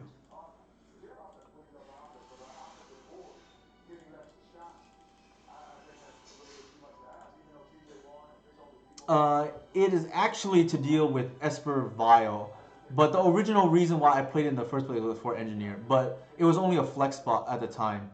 The reason why it's needed for Esper Vile is because of Meddling Mage, and it's awkward to lose to Peacekeeper just because they name Abrupt Decay. Yeah, I like to joke. Elves has its own show and tell, which is dumb beats natural order, and especially drawing the one up here was nice. We drew really well here. I'm not gonna lie. Green Sun, off the top, off the Vendilion click, to find the vision, and the visionary drawing the natural order was pretty nuts. Yeah. So Romario, when I first built this version of the deck, it wasn't. I had I was misboarding with Once Upon a Time because I wasn't experienced with it yet, and I think you should always keep in Once Upon a Time. But what that does is it, and then at the time I played Once Upon a Time, it wasn't simultaneous that I was testing Cabal Pit, and that was a mistake because Once Upon a Time helps Threshold for Cabal Pit, and it was in and out, and it was good. But at the time, Arcanus wasn't too popular because Random Six had been banned recently, and then I didn't think I needed Cabal Pit anymore. But it was for Plague Engineer at that time, which was last. Oh, thanks for the raid, Legacy Pit. It was for Plague Engineer, Canonist, Containment Priest, but more lately, it's no longer a flex spot and pretty mandatory. I'm gonna bring up my deck because, like I said, Meddling Mage on Abrupt Decay is really awkward when they just YOLO jam the Peacekeeper. What's up, David? Thanks. Glad you can make it. For those who just tuned in, and I really appreciate the raid from Legacy Pit. I'm gonna show my deck list right now. We're 2-1 so far in the league. I think we lost a favorable matchup against Delaware because they drew the nuts. But to be fair, the Magic Gods gifted us one back almost because this here was essentially me drawing really well, and you can vouch for chat can vouch. But game one, I fought through swords, and force on turns 1, 2, 3, and still had to kill on turn 3. And then game 2, I just drew really well with the protected natural order. So I know for all of you who are joining right now, thanks for coming in, and hopefully you guys will stay. I do need to use the restroom real quick, and it should only be a minute or two, but I hope you guys will stay to watch the last 2 rounds, and I'll play potentially more too if everybody's still sticking around. 1 second though.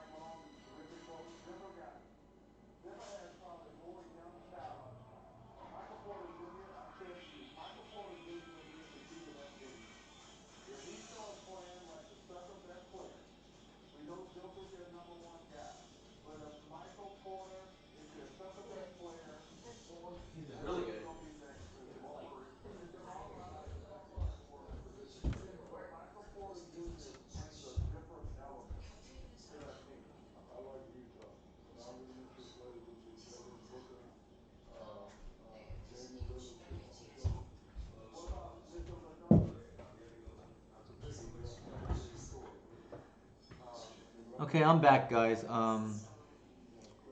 Thanks for waiting. I did need to use the restroom real quick. So for those of you who just tuned in, I'll bring up my deck list real quick again. Uh, the main change for this league was I took out the Cavern of Souls and I'm trying a Horizon Canopy. Based on my experiences so far, I think I'm leaning now towards the ninth fetch because it has not been relevant. Um, and Reclaimer's already good at grinding late game, so I don't think we need extra late game. If that makes sense. Just stable mana might just be better. And the reason why I'm cutting Cavern is just because I don't think it's as necessary anymore with Allosaurus Shepherd. Also, in addition, it is really frustrating to draw in your opening hand because Green Sun is off. It doesn't get protected by Quirion Ranger and doesn't produce black or green for Abrupt Decay. Yeah, not to mention it just I haven't really seen many chalice decks to be honest, and main deck Oof is also very good. So let's get into it. Oh, actually, the sideboard. I'm back on ley lines just because these are leagues and people like to. What's up, Leviathan? How's it going, man? Yikes! Yeah, I don't know about these elf players playing engineer in their sideboard. It's an unwritten rule. You're not supposed to be doing that. Shame on you, Jack, if that's true.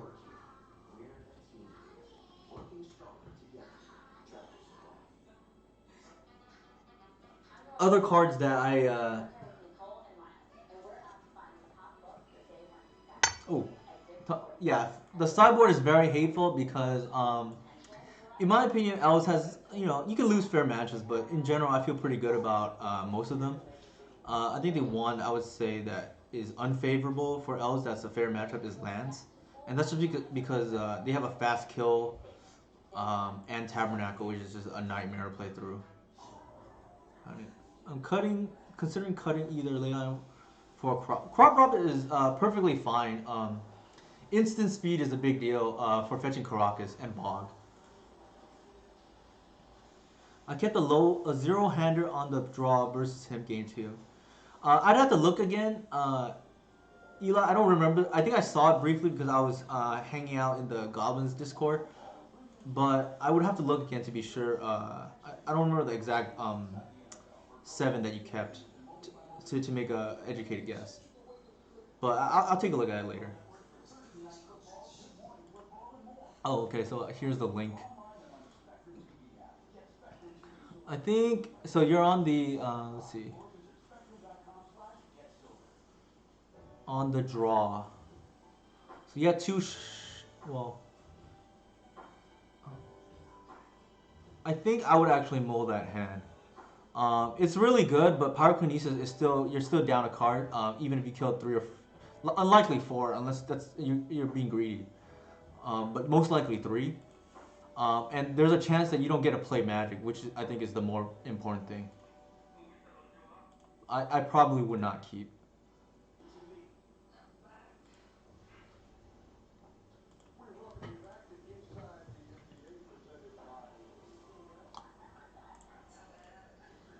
Okay, so our opponent is on 80 card Urian. I typically feel fine about these matchups. Here, I think Birchlore is really good because those lands don't really interest. Well, I think making land drops actually might be better because our mana actually. Yeah, this is a higher upside play, so I'm gonna go with it.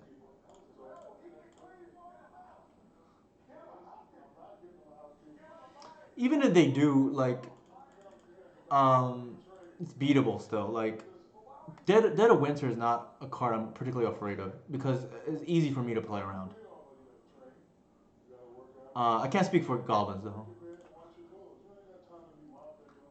One of the nice things about Legacy at the moment is even though there's a lot of engineers, Toxic Deluge is seeing very little play, and that's actually a card that would be very good against Progenitus. And I will say, I think this is the best, even though it's been out for many years. I think this is the best Progenitus has ever been, personally. So here, I'm gonna try to generate a little bit of mana and see if they respond to the Burst Lure on the Reclaimer. That way I can accelerate a little bit.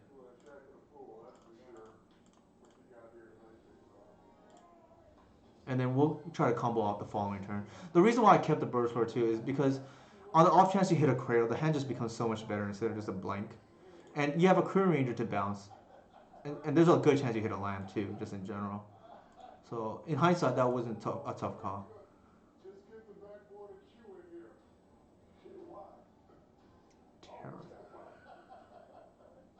Okay, I don't even know what Tariff does, Romero. You're OG for sure. But Circle of Protection is pretty insane. Yeah, I remember when I was growing up, my brother, we didn't really know the rules at the time. This was oh, I don't have that set up. So if somebody can help me set that up, the card, you know, bot, that'd be nice. But my brother would play Circle of Protection because I would essentially be cheating at the time because I didn't know what the cards did.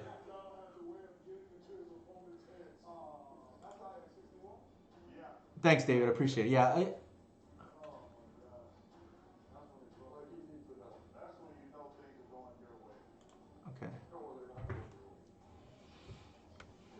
So yeah, for those of you who haven't been around too often on my stream, I also hand out. Oh, thanks for the follow, Aaron Narth. I also hand out swords like candy. So if you are around, I notice you, and for a few weeks in a row, I pretty much willy-nilly give the swords for admin rights or moderator rights. I think that's that way you know, people can be engaged, and I know a lot of you. I'm not particularly famous or anything, but that's one way for me to maybe engage with the community. Progenitus has protection from everything, including Caracas. That's pretty funny. So yeah, Progenitus right now is probably the best it's ever been, to be honest. And that's saying a lot since the card is not exactly new, and Natural Order is even older. It's just that before people would play things like Deluge or Perish, which I think Goblins I saw is potentially playing. I don't know, but there's no hard sweeper now. Edicts were also annoying, and they're also pushed out. So that's also another reason why Progenitus is just insane at the moment. Humility, yes, that is a card. That and Moat, and particularly Moat, which is annoying. I lost to Moat out of, I forgot who was playing it a couple weeks back. But if you're more of an in-person person, CarMax is still a CarMax too, offering curbside pickup or home delivery. So let's see what our opponent has been doing. I have not really been paying attention. They went turn 1, Astrolabe into turn 1 shuffle, play a fetch. They activated fetch on their turn. I don't know if it was on upkeep or not, but then they brainstorm, and then so it seems like they're digging.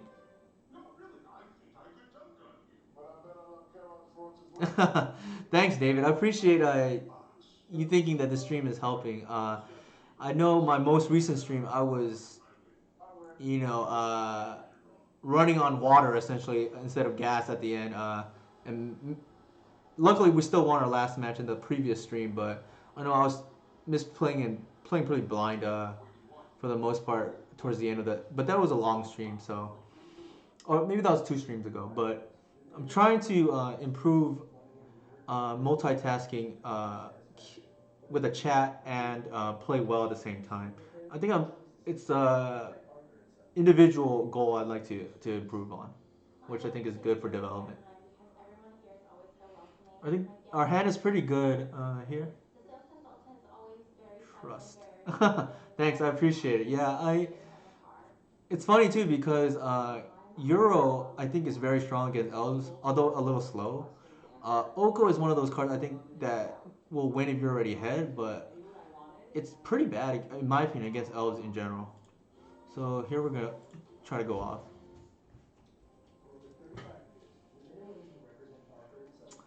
opponent tanked for a while, so I'm not really sure what that means.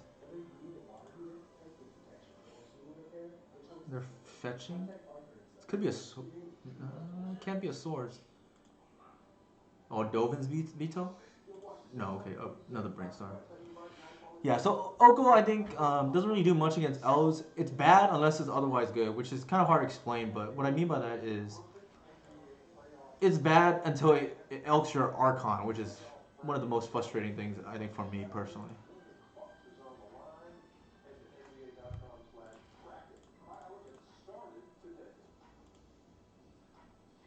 They gotta keep lookout kicks. I need my man to go somewhere where he can play great basketball all the time and win. He's that type of player. Could he stand for it? Maybe. Okay, so here we're kind of just going off now. Devin Booker says Turner got to take care of this one. So we put Joe Underhill in charge of raising money to Okay, so we got rewarded for our patience here with the cradle. Now we have. I'm trying to win through Swords to Plowshares here, and maybe that might not be possible. We'll see.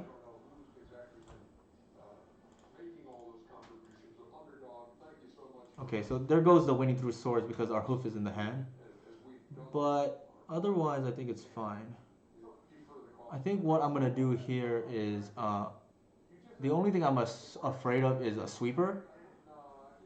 So I think what I'm gonna do here is preemptively get the Archon, name sorcery.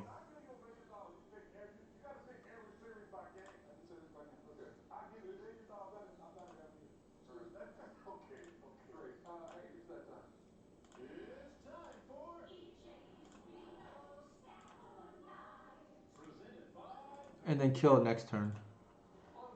If they would have forced the natural if they had it. Thank you very much.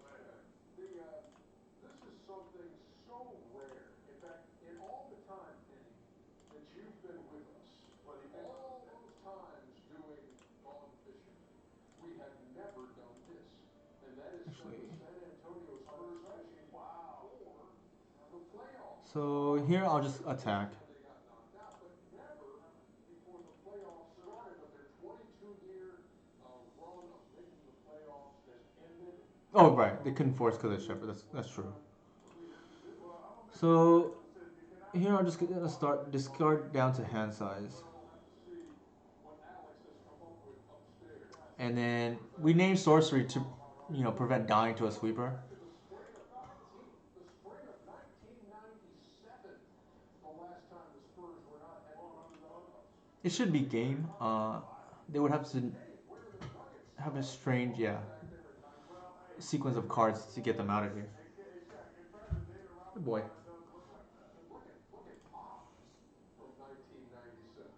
No, I don't. Unfortunately, I know, and I don't want to steal from Julian too. Shout out to him for being the Elves champion all these years. He is most famous for using the William Tell Overture on a combo glimpse.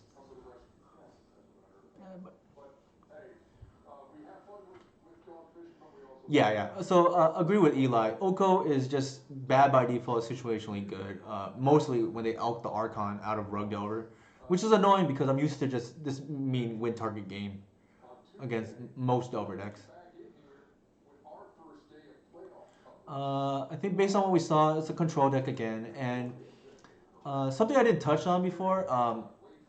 For those of you who are struggling with the control matchup, is a really powerful sideboard card that I'm not currently running. That's true. It's easier to glimpse with the Netto build because I generally or not. I'm less likely to kill in the same turn while it's still possible. With Netto, it's almost guaranteed. Netto, I would say, for those of you who are tuning in or haven't heard me talk about it before, I think it's nice if you think you're going to make a mistake with the deck because the deck is admittedly hard and Netto is more forgiving. But the biggest draw, in my opinion, to playing Netto, assuming you can play proficiently is it makes it so you don't have to use brain power, and that's actually relevant during longer tournaments because without Nettle, you pretty much have to be a master of glimpse and how to utilize Querying Ranger and Wirewood almost perfectly, in my opinion. And while some pilots can do it, mental stress and fatigue is a real thing. Uh, let's see.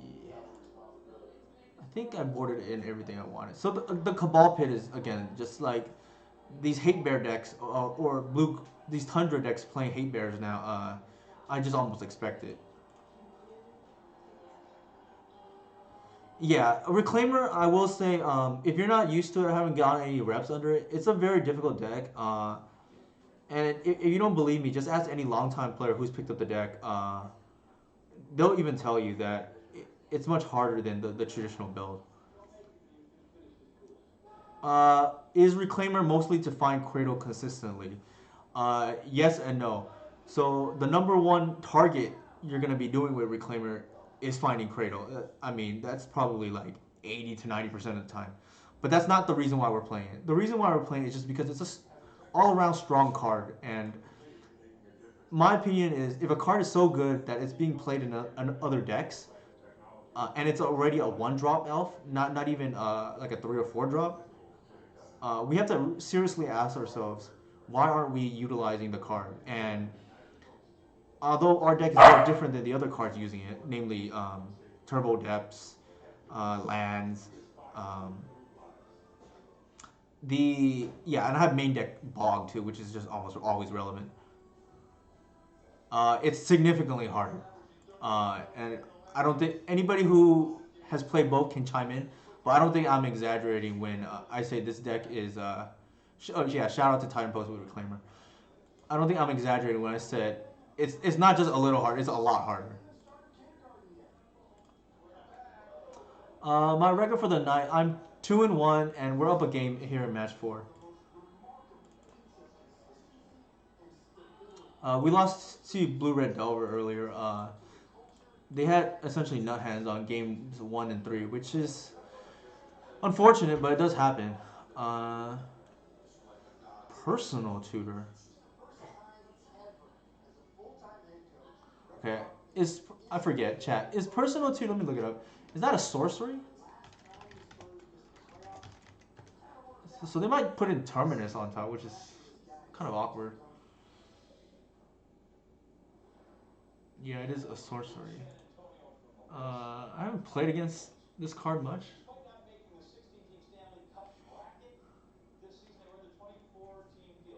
Reclaimer makes it harder. Man, that's interesting. I think we take the tutor personally. I think that's probably what I'm most afraid of. They can.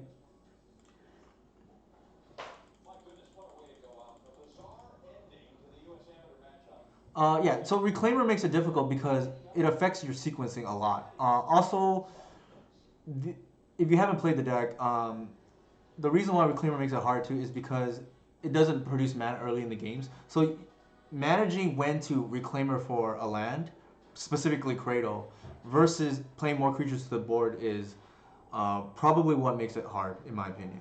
Like, you have to decide whether on turns 3 or 4 or 5 when to start Reclaimering. It's definitely not turn 2 in most cases. The exception is if you need Bog against the graveyard-based combo decks. Or Karakas against Merit Lage.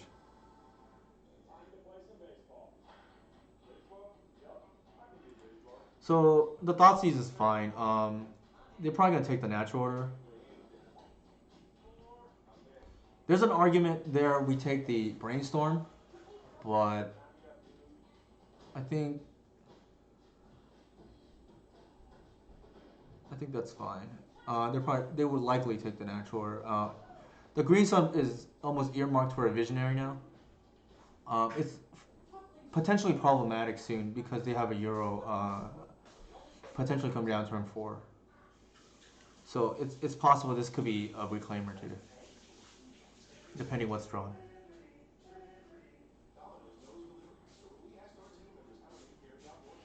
Yeah, if you haven't played in a long time, you'll see immediately that the deck is significantly harder.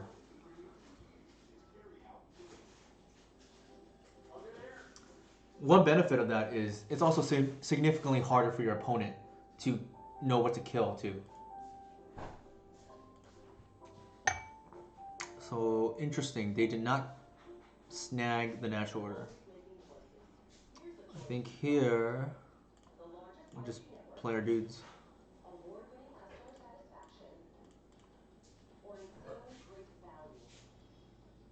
And this is gonna be a, well, what did we see before? We can potentially. Tim says this is Nick. I'm confused.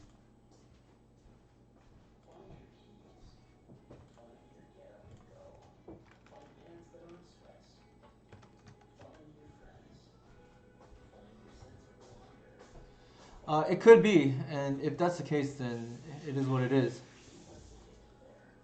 We still have a natural order. Build it, beat it. It kind of scares me that they didn't take it.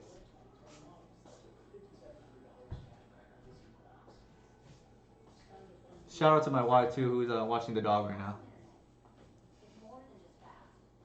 making sure he's not, hurting your eardrums.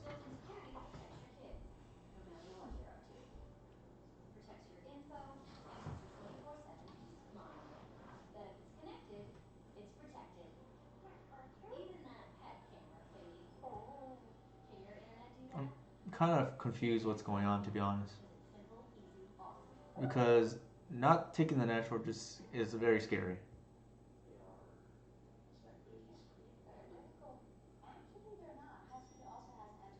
Yeah, happy wife, happy life, for sure.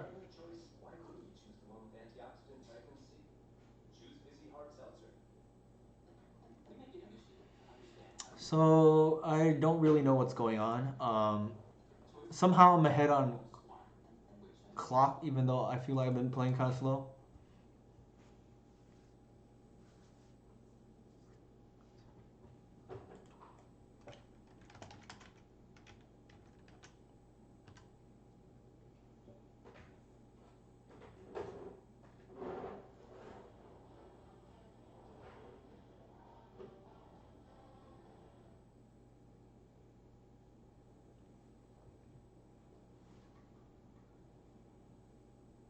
Could be a misclick, that's true.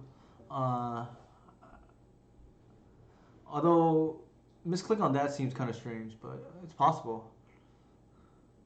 Because natural order is coming down the following turn.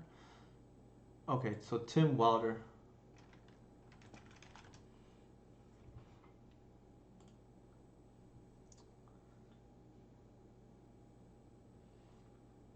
So, let's see. Our opponent has just played an Astrolabe and then a Fetch. Maybe they're streaming too. I don't know.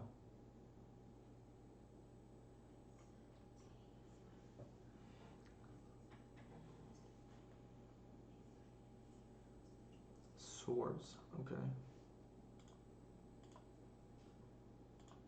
So that's fine. We typically are okay when opponent trades 1 for 1.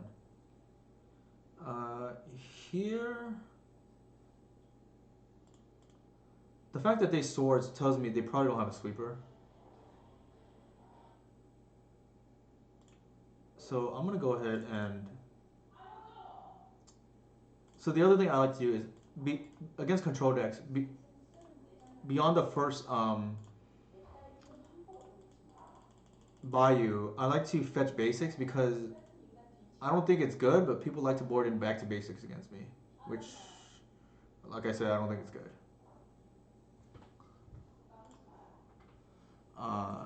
It's in the top 10 for sure of cards that people like to bring in against me, and that I don't think is good. Number 1 being Surgical Extraction, but I think that's almost, you can name that for any any deck.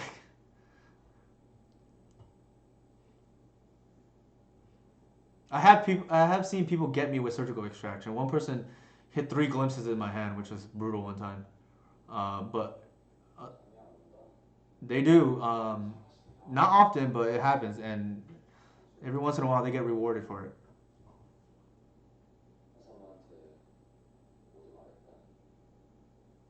Euro?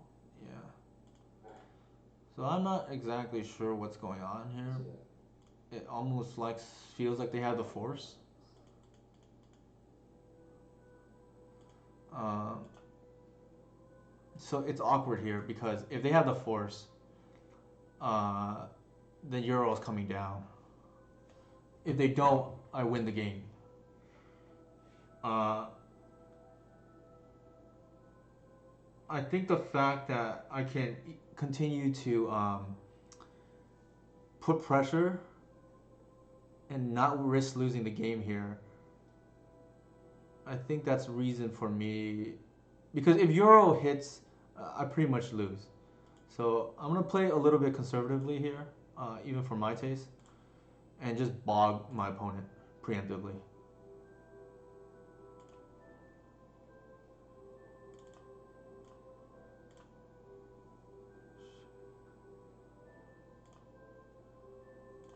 Actually, I should have. That was bad. I should have waited till their upkeep.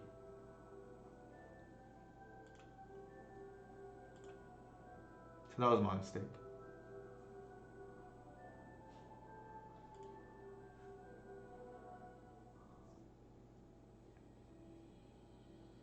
It didn't. Luckily, didn't matter. But that was bad of me.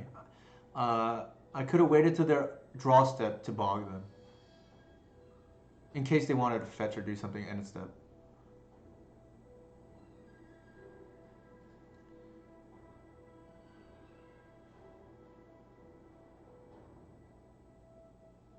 So they must be thinking why I didn't jam there, or Jace. That's fine.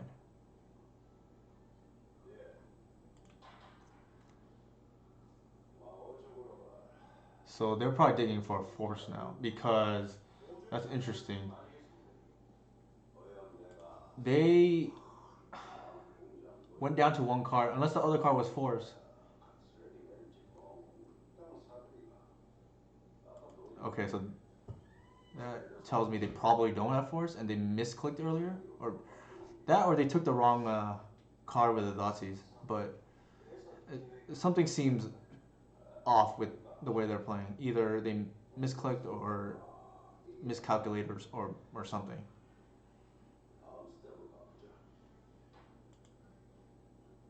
They didn't shuffle. Here it's okay if they have force because we were playing not to lose to a force there.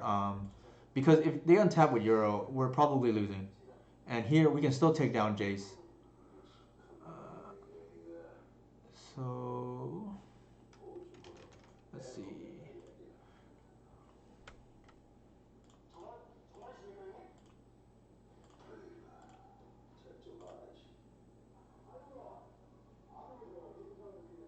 Okay, so they don't have the force. So I don't know why they kept, but unless they thought I was scared.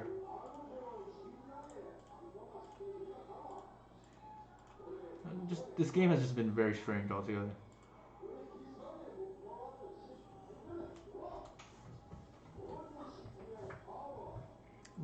If I'm giving my opponent the benefit of the doubt, they just misclicked, and that's why they didn't take the natural order.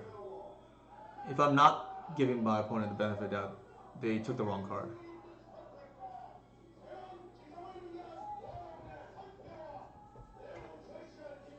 Another possibility is they got greedy with the Jace and the Ponder and didn't find a blue card, but that seems strange to me because um, the Jace found the Ponder presumably.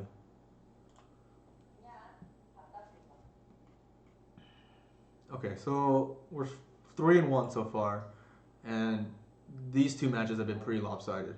Shout out to Stefanogs again for what I thought was a very entertaining first round.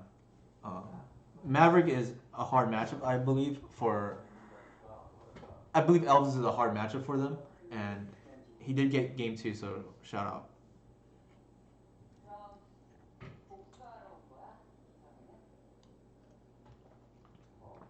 Let me bring up the deck again.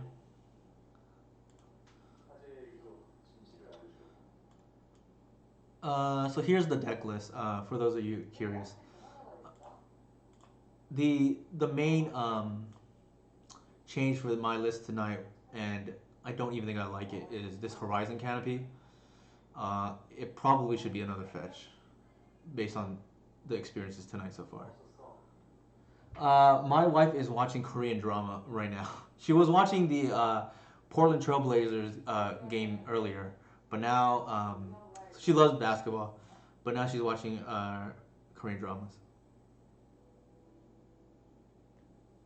I know the Venn diagram for those two is probably narrow, but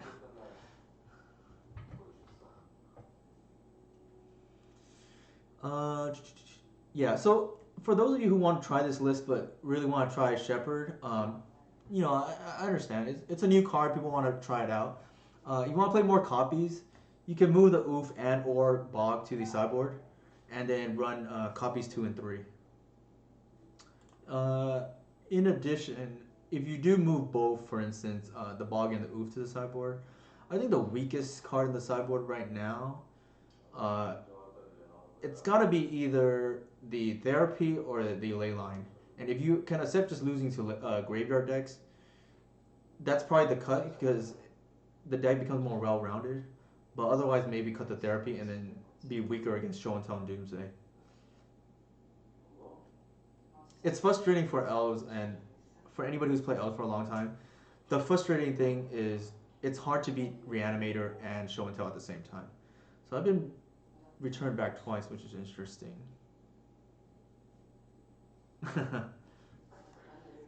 Yeah, I have a few Korean friends.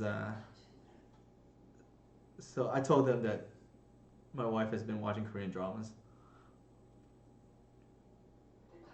Yeah, I haven't seen Reanimator in a bit either, but I feel like, anecdotally speaking, I've heard from Jack that he's run into them a few times, and it's just the most frustrating thing to me because Reanimator, it almost doesn't feel like playing real Magic. It's just whoever mulligans better. I don't mind losing to Storm or just combo in general. It's just that particular matchup just feels kind of frustrating. So we're playing against Jeff right now, and he's been on a tear lately with his pile, and he's one of the trophy leaders at the moment. So we'll see how this goes.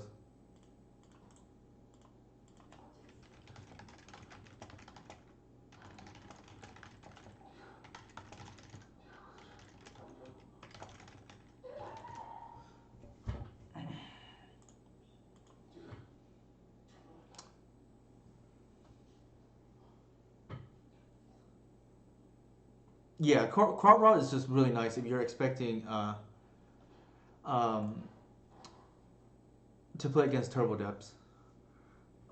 Here, I know if he's on the list he's been currently playing,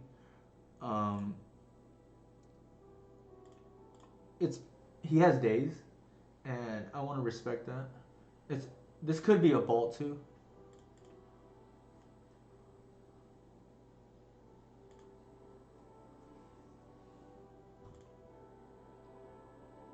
He'll probably... Ooh, that is not good.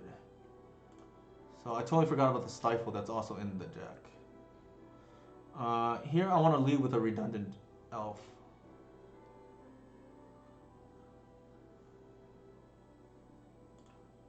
It's mostly Tom, personally.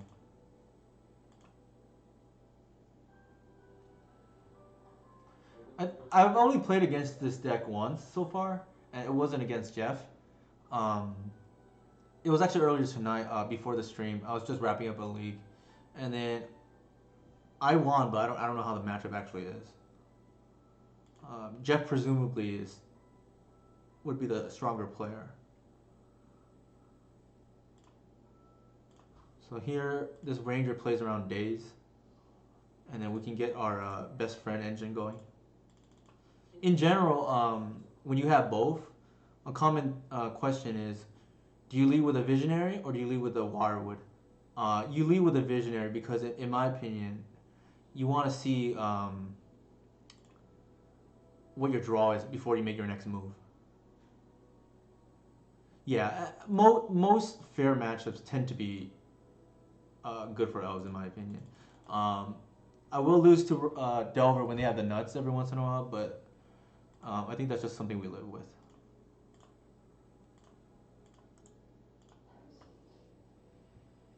So, Stifle is one of those cards that, especially in this particular matchup, it's either amazing if it hits, if you're they're on the plane, they hit your turn one fetch, or it doesn't do anything. And when Stifle is hitting my Elvish Visionary, I'm thrilled about it.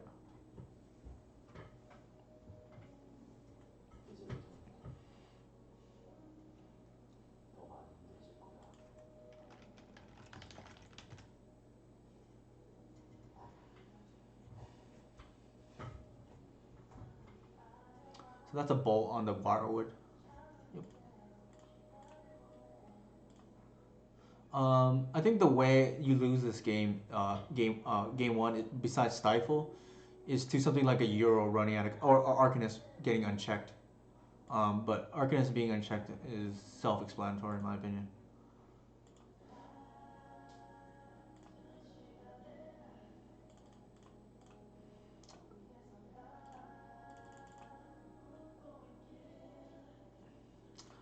It's not necessarily greedy. It's possible that's all he had. Okay, so I'm gonna play this to play around. So now I have a Reclaimer that is kind of insane against these kind of decks because they can't kill it. They can Oko it, but they can't kill it.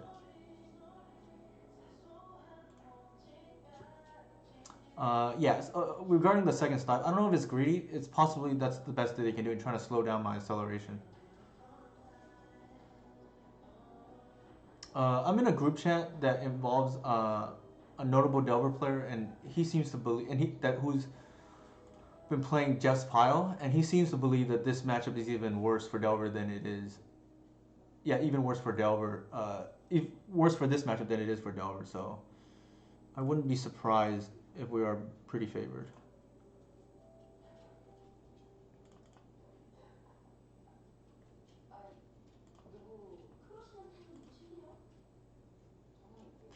Okay, that's really good.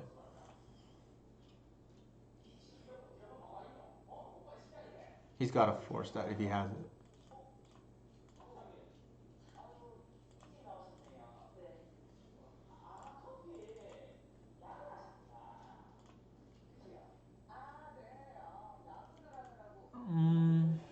I don't. Game one, I don't think there's much reason not to play the Ranger.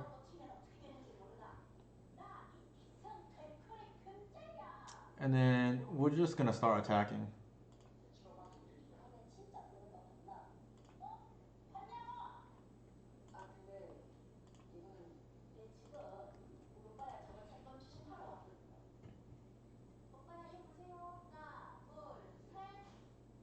Yeah, the writing is on the wall here.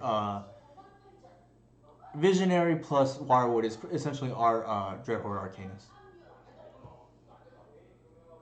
And then Jeff is a very smart player, and I think he knows my list to know that Bojuka Bog is up. So I like to bring up my Cyborg guide here because I think it's worthwhile. He's on the mid-range build, so this is how I normally board against Delver. The problem is with Euro and a slower game plan, you actually want the natural orders now.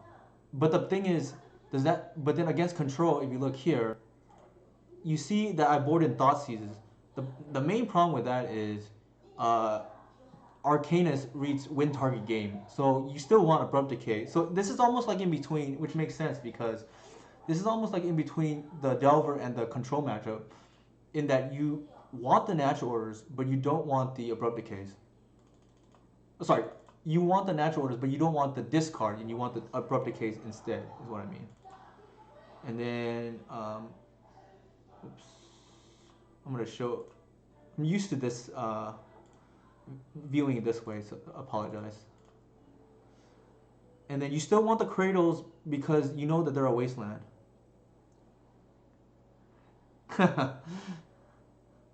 That's true. Okay, so the Cabal, actually, you don't want the Cabal pick because you have the Bog already. Yeah, the spreadsheet is also available on the Discord channel or, for any of you guys who want it. It's very helpful to have, and even if you don't agree with how I sideboard or have other cards in mind, doing one for yourself is really helpful because every once in a while you just don't want to think, right? And that's actually why I will never, um, you know, criticize anybody for playing Nettle Sentinel because there is value in not having to think. So here, yeah, the decays are coming in, and then we board out the heritage, which is similar to boarding out the control decks, but because we're keeping in the natural orders. I just want to make sure that I'm boarding right, and I don't have it on my spreadsheet yet, but Jeff's deck is very good from what I can see, so at some point I will probably add it. And then no Cabal Pit because there's no need to kill Delver.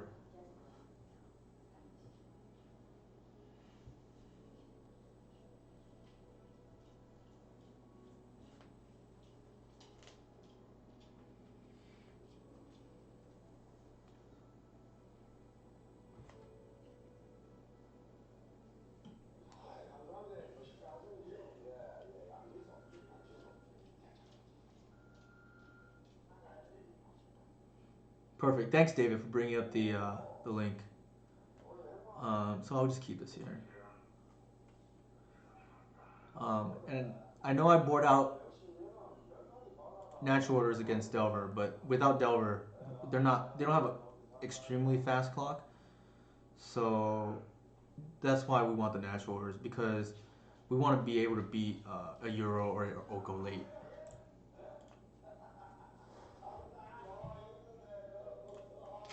Here we have to respect the wasteland, the stifle package. And the reason to lead with Druid here is because we want to lead with our weakest elf, and a little secret about elves is Heritage Druid is actually really bad in fair matchups because you need a critical mass to go off or do anything with it, and it's the same reason why I don't play Nettle Sentinel. And by itself, it just doesn't do anything. So here,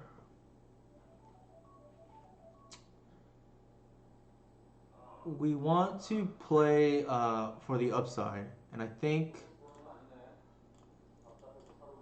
that means we play the Cradle. And if they have the waste for it, so be it. Okay, so they didn't bolt in response. That's almost a tell to me that they might have Rough Tumble coming. So I'm gonna go ahead and I'll still play everything, but I'm already getting value here off the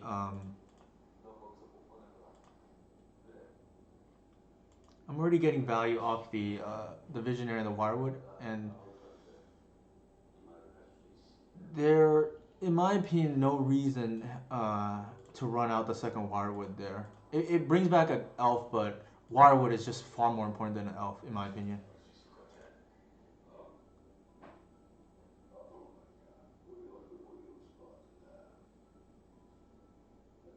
Yeah, see, that's why I want to save the Wirewood because I can continue to do the Wirewood plus Visionary plan later on, and the fact that they did not do anything turns 1 and 2 is almost a tell that there's a sweeper.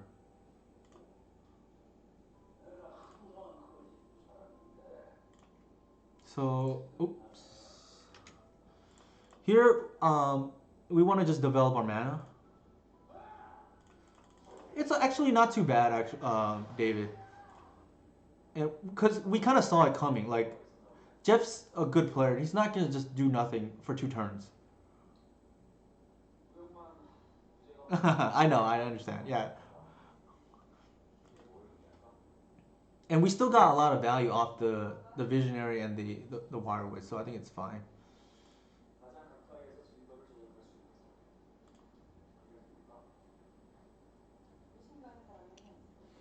So here, the question is to use the decay or not. I don't think we do here because we can just attack it down. There's no rush. We're not under a ton of pressure.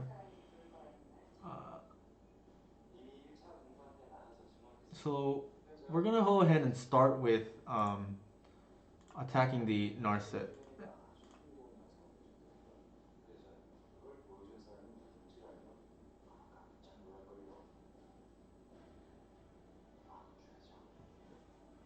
If they have a submerge, it's possible they use it right now. But he's probably thinking, okay, it must be bait because I haven't done anything. I'm gonna play this out to play around double days only because Reclaimer's that good, in my opinion.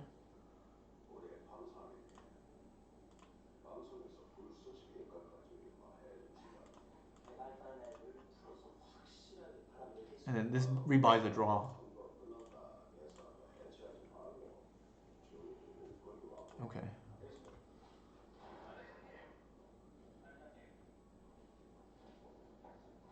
So now what I'm looking for is if he taps out for a creature, you can decay the creature and take down the Narset, which will be a double win.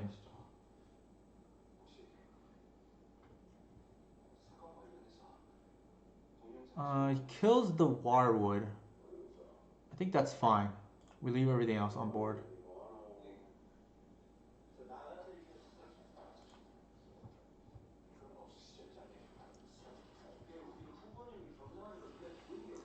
Yeah, so in my list, there's a bunch of new cards. Reclaimer and the respective package for it, which is Bog, Cabal Pit, and Caracas. Once Upon a Time, which is an insane card, and one Allosaurus Shepherd. Okay, so he's Submerged, which is what he was being patient on.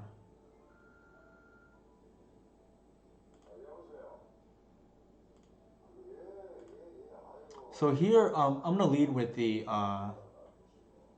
Reclaimer and see if he forces. And then now we can take down the, well, not take down the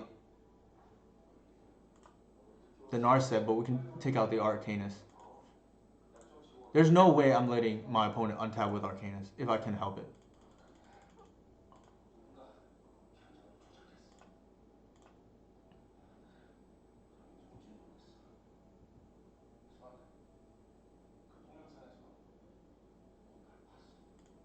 Euro, okay.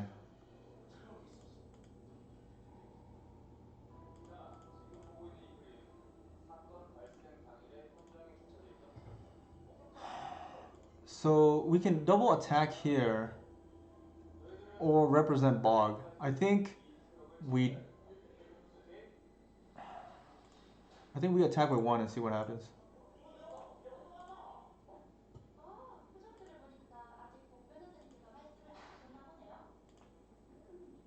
It's probably a Bolt. Coatl, that's fine.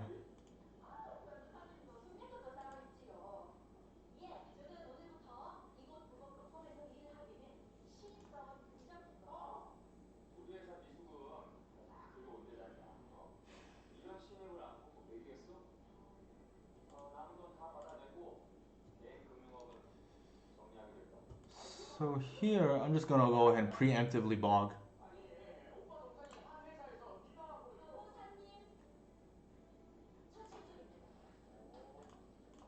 This plays around the second Wasteland too. And then at some point, I think our opponent hopefully will run out of cards.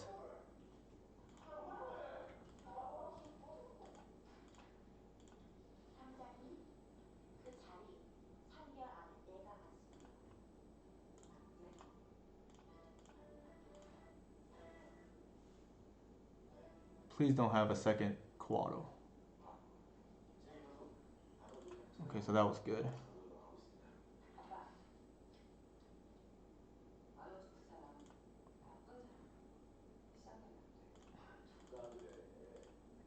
That's why it's so important to take down the Arcanus, because Narset's annoying, but you can eventually take it down.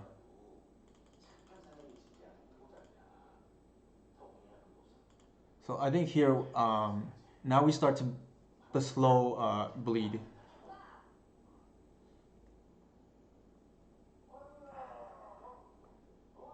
Okay, so here it's important to remember we are out of heritage druids. So I'm gonna go ahead and, well, actually, let me attack first. I mean, class cast this first. Oh, we got rewarded. Mm,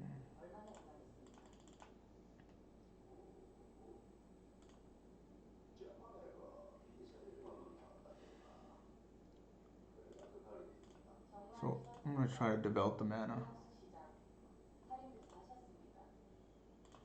And we don't want to lose to a Kawato, so I'm gonna attack with only the Visionary. There's, like I said, there's no rush. And with the threat of Euro gone, I think we can just sit back and slowly bleed out our opponent.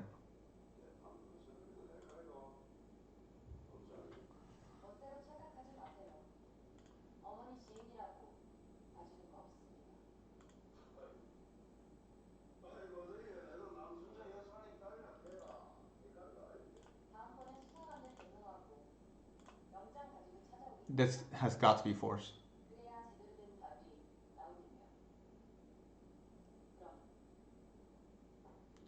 Yeah, so it's coming. Uh,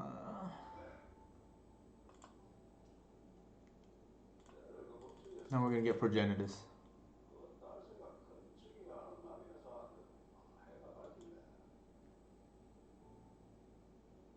And then we can just cast this, might as well.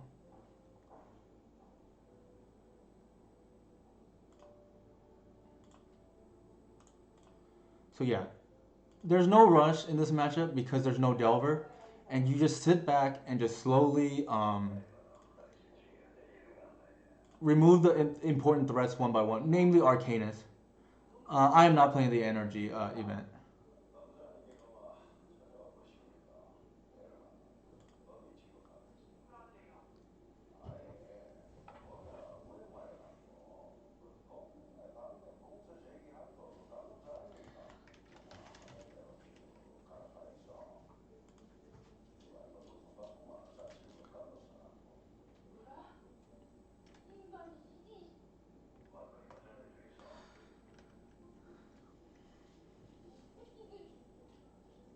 So this is also relevant because you don't want to lose to a random Euro.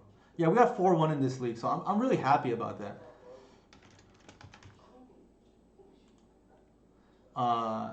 And the deck looked really good.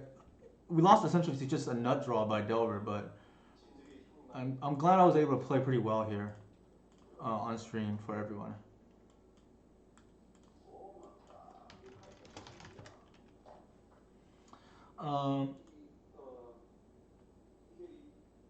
Yeah, that Canopy would be garbage, I think. And I think the reason why is if you look at the way that the deck is built now, Cabal Pit is almost always coming in now against these fair decks. And because people are starting to realize that elves can just power through counterspells. You can't sit back on multiple forces and think that's going to win the game unless it's backed by an Arcanist or it backing an Arcanist. So this is the liability. I completely agree, David. And I'm gonna go ahead and make that change right now. But I mean, super solid finish right now for the stream. Like this Canopy sucks in my opinion. We didn't ever do anything with it. And thanks. Yeah, I think I'm actually really happy with this stream. I know we didn't 5-0, but 4-1 against some really good pilots in my opinion. Jeff and who did we play before? Oh, also Stefanogs. So I'm like really happy with the way that this stream went overall. And so here's the 9th fetch. Oh, we're taking it out, but the reason why Canopy over Peatland here is because we wanted to test the white for the to hardcast Archon if need be, and Reclaimer can find it if we need a white. But I think we just live with not being able to cast Archon or having to find Birch Lord if need be. Is there merit for swapping Bog for Pit? I think there is, and it depends on the metagame.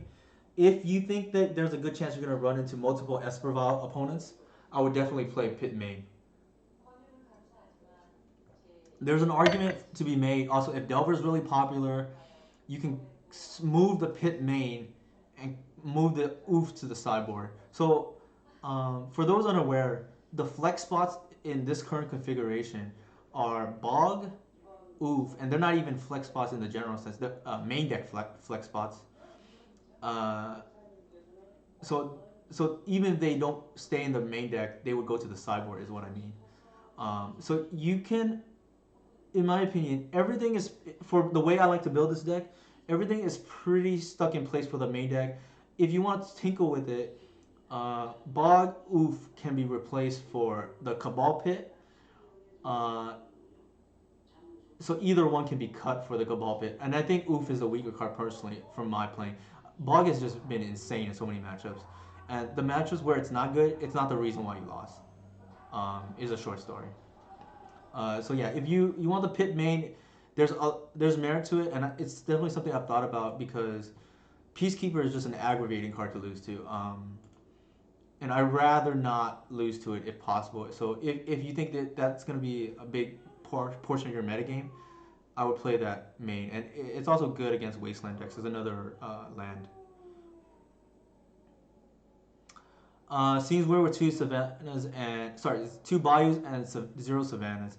So what do we really need savannah for? I ran, and don't get me wrong, I played savannah for a very long time, and I came to the conclusion pretty early on, and it's hard too because most people would consider savannah part of the core,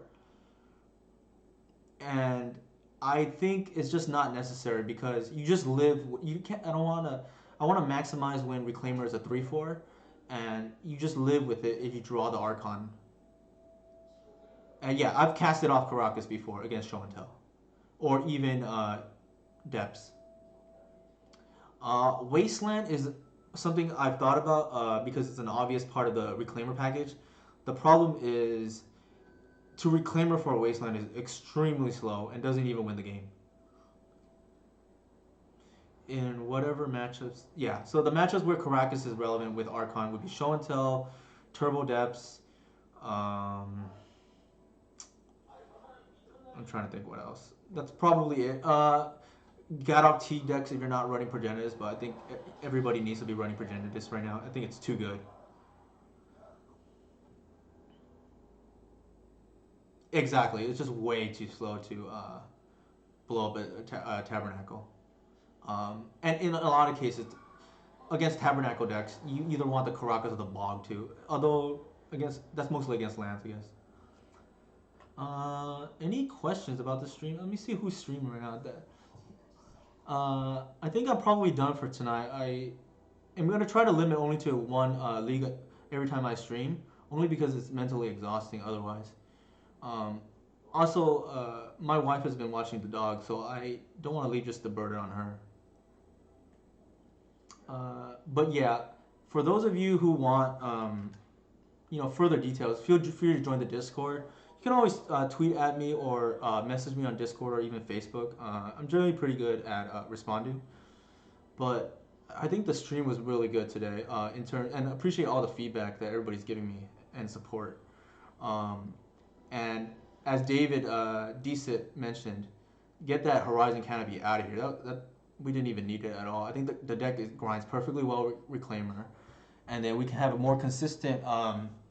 especially if you end up deciding to run Cabal Pit main, more consistent threshold for Cabal Pit and more consistent 3/4 Reclaimer.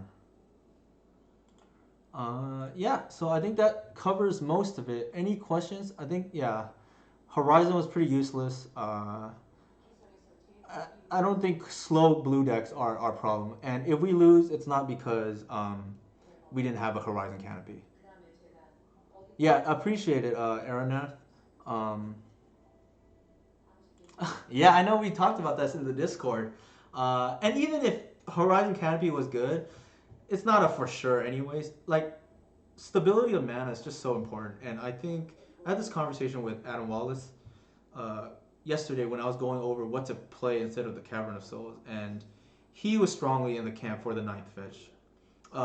And the reason why you don't really need the the third forest or the third bayou. And there will be games, it has happened where you're gonna run out of fetchable lands, but those are just so rare, in my opinion. And if you get to that point, that's not the reason why you won or lost, in my opinion. Uh, I think making sure you have black on time with the ability still to fetch basic is just way more relevant.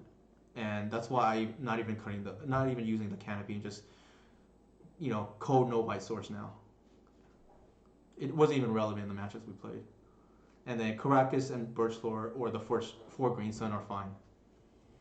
Um, one quick note I want to also go over is if you follow the whole stream right now, you probably saw how amazing Birchfloor Rangers actually is in the deck. And against Control, I think most of you guys were paying attention, saw I went down to 1 Heritage but 2 Birchlore. And that's because Birchlore is just better in the fair matchups. It's better for sequencing because you only need 2 elves. And Heritage is just, and the morph and the colored ability is just very relevant most of the time. Okay, I think that should do it. Thanks everybody for streaming. Tuning in. I'm gonna go ahead and raid you guys over to the filter can be incredibly relevant. Which filter, David? Oh yeah, the filtering of Birchlore for colored. Yeah, for sure. And then I'm gonna go ahead and send over to, how do I raid Nathan? By the way.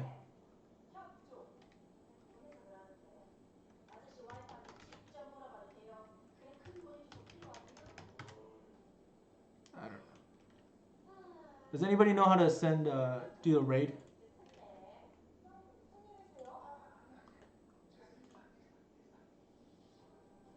www.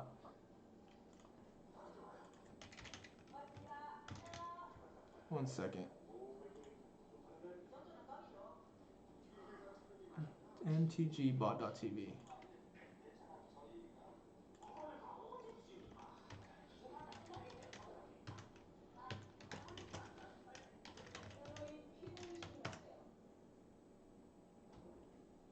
Thanks, Romero. I appreciate it.